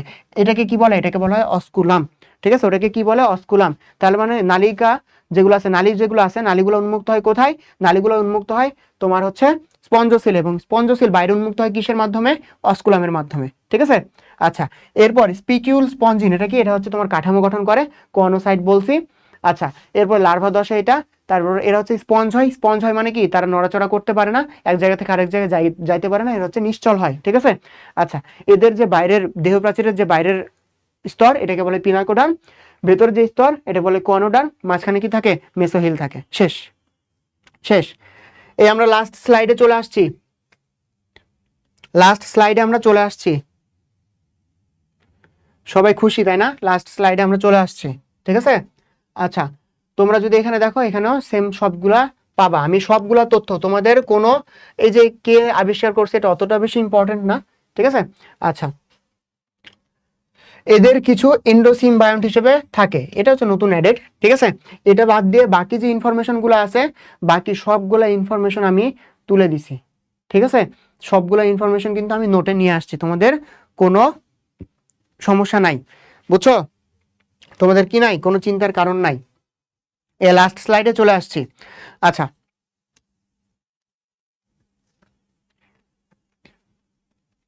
এরপর দেখো নিডারিয়া। নিডারিয়াকে কি বলা হয়? সমুদ্রের ফুল বলা হয়।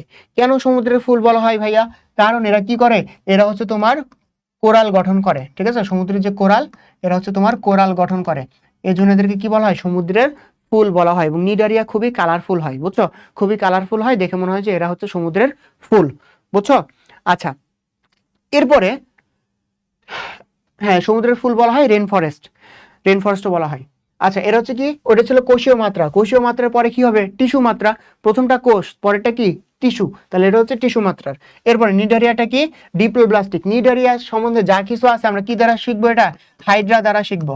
হাইড্রাতে যা পাইছি আমরা সবকিছু কোথায় পাবো? নিডারিয়াতে পাবো। ঠিক আছে। আচ্ছা, সবকিছু কোথায় পাবো? নিডারিয়াতে পাবো। আচ্ছা, তাহলে দেখো ডিপ্লোব্লাস্টিক, যেহেতু হাইড্রাটাও ডিপ্লোব্লাস্টিক। তারপর এখানে কি থাকে? নেমাটোসিস্ট থাকে। নেমাটোসিস্টটা কি? নেমাটোসিস্টটা হচ্ছে দংশন অঙ্গাণু।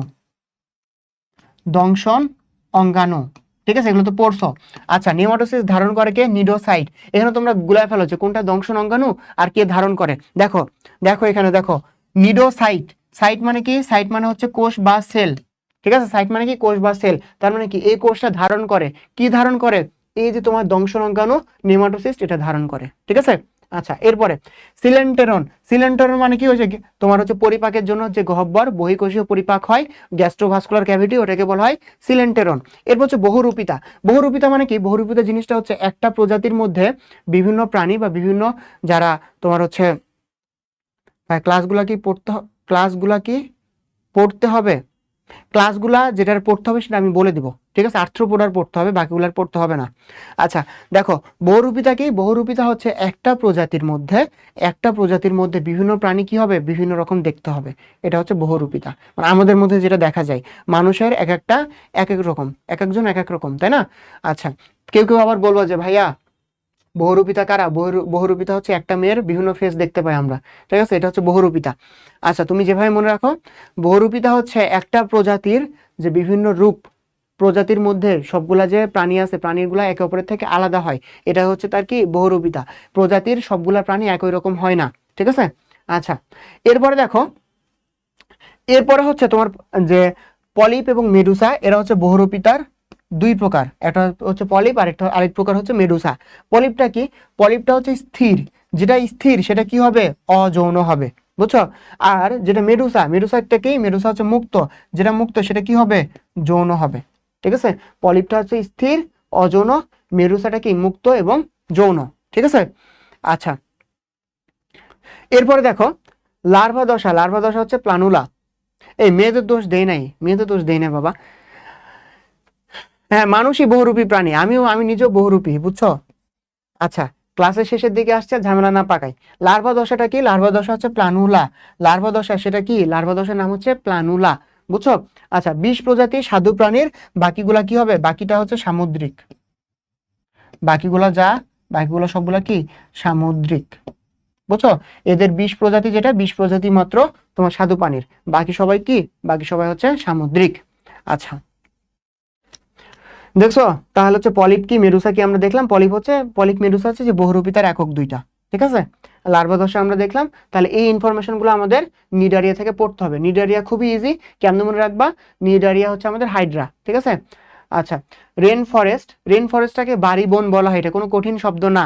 ঠিক আছে, কেন কঠিন শব্দ না? দেখো, রেন মানে কি? পানি। পানির যে সমার্থক শব্দ আমরা কি বলি? বাড়ি বলি। পানির সমার্থক শব্দ কি? বাড়ি। এবং ফরেস্ট মানে কি? বন। তাহলে বাড়ি বন। ঠিক আছে। আচ্ছা, তারপরে সমুদ্রের ফুল প্রবাল প্রাচীর বা কোরাল গঠন করে, রত্ন ভাণ্ডার হিসেবে কাজ করে, তো বললামই। তারপর এপিডার্মিস, ডিপ্লোব্লাস্টিকের যে এপিডার্মিস, তারপর গ্যাস্ট্রোডার্মিস, মাঝখানে মেসোগ্লিয়া থাকে, এগুলো আমরা আগে পড়ছি। ঠিক আছে। দংশন অঙ্গাণু, নেমাটোসিস্ট, তারপর হচ্ছে নিডোসাইড, তারপর হচ্ছে সেলেন্টরন, এগুলো আমরা পড়লাম। ঠিক আছে। তারপরে যে বহুরূপিতা, আমার বহুরূপিতা, একটা হচ্ছে পলিপ আর একটা হচ্ছে মেডুসা। ঠিক আছে। পলিপটা হচ্ছে স্থবির হয় বা স্থির হয়, যেটা অযৌন। আর মেডুসাটা কি হয়? মুক্ত হয় এবং যৌন হয়। ঠিক আছে। আচ্ছা, প্লানুলা হচ্ছে তার লার্ভা দশা। 20 প্রজাতি হচ্ছে কি? স্বাদু পানির, বাকিরা কি? সবাই সামুদ্রিক। ঠিক আছে। এরা কি গঠন করে? প্রবাল বা কোরাল গঠন করে, যেটা শুরুতে বলছি। আচ্ছা, এটার দেখো, এটার কিছু ক্লাস আছে, এটার ক্লাস আমাদেরকে একটু দেখতে হবে। ঠিক আছে, যেটার ক্লাস দেখতে হবে আমি বলে দিব। এটার ক্লাস কি কি? একটা হচ্ছে হাইড্রোজোয়া। দেখো, হাইড্রোজোয়া লিখা আছে এখানে, কি কার সাথে মিল আছে? হাইড্রার সাথে মিল আছে। তাহলে হাইড্রোজোয়াতে আমরা কি পাবো? উদাহরণে হাইড্রা পাবো। ঠিক আছে। তারপর দেখো স্কাইফোজোয়াটা কি? জেলিফিশ। বুঝছো? তারপর হচ্ছে কিউবোজোয়াটা দেখো, কিউবটা কি? একটা বক্সের আকৃতি কি হয়? কিউবের মতন হয়। তাহলে বক্স জেলিফিশটা কি? কিউবোজোয়া। বুঝছো? তারপর হচ্ছে অ্যান্থোজোয়া কি? সমুদ্র পালক হচ্ছে অ্যান্থোজোয়া। তার মানে কি তুমি হাইড্রোজোয়া এবং কিউবোজোয়া ইজিলি মনে রাখতে পারতেছো। এক্সট্রা যেটা মনে রাখতে হবে সেটা হচ্ছে স্কাইফোজোয়াটা কি? জেলিফিশ। বুঝছো? আচ্ছা, আর অ্যান্থোজোয়া যেটা, সেটা হচ্ছে সমুদ্র পালক। হ্যাঁ, তাহলে আজকে আমাদের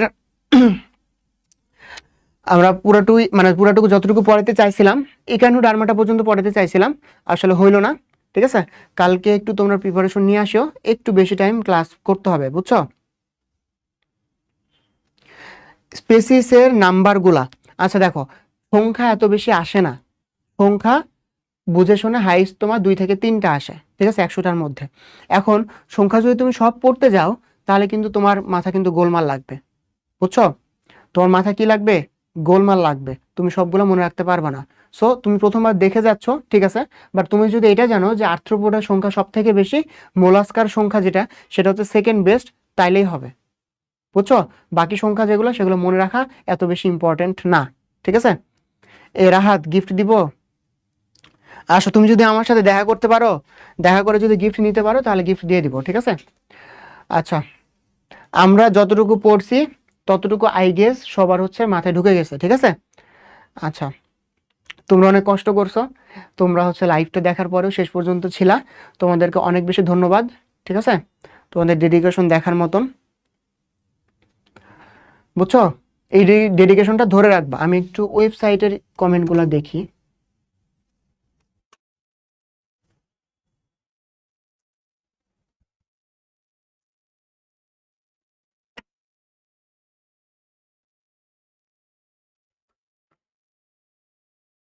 আচ্ছা,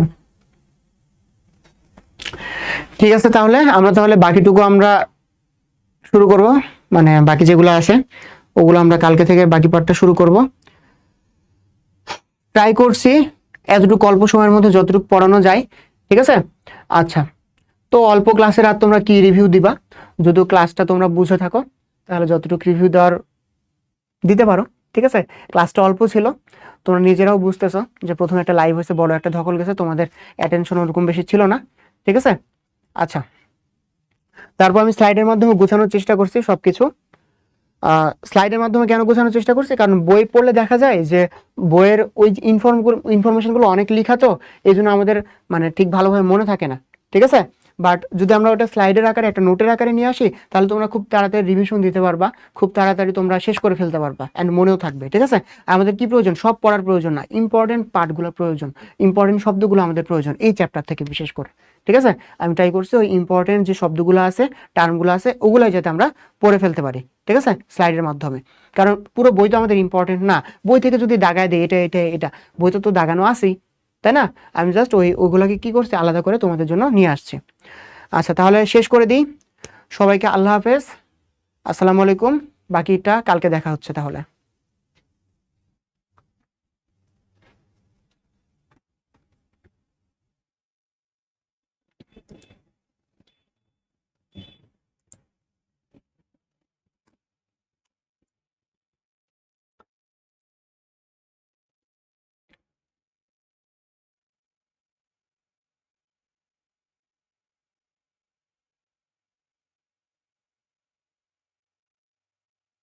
এই যারা ওয়েবসাইটে ক্লাস করছো তাদের কমেন্ট হচ্ছে একটু পরপর দেখি নাই বলে হচ্ছে ইয়া করো না, মন খারাপ করো না। হ্যাঁ, এই যে আমি তোমাদের কমেন্টগুলো চেক করলাম, সবসময় আসলে আলাদাভাবে এসে চেক করা যায় না তো।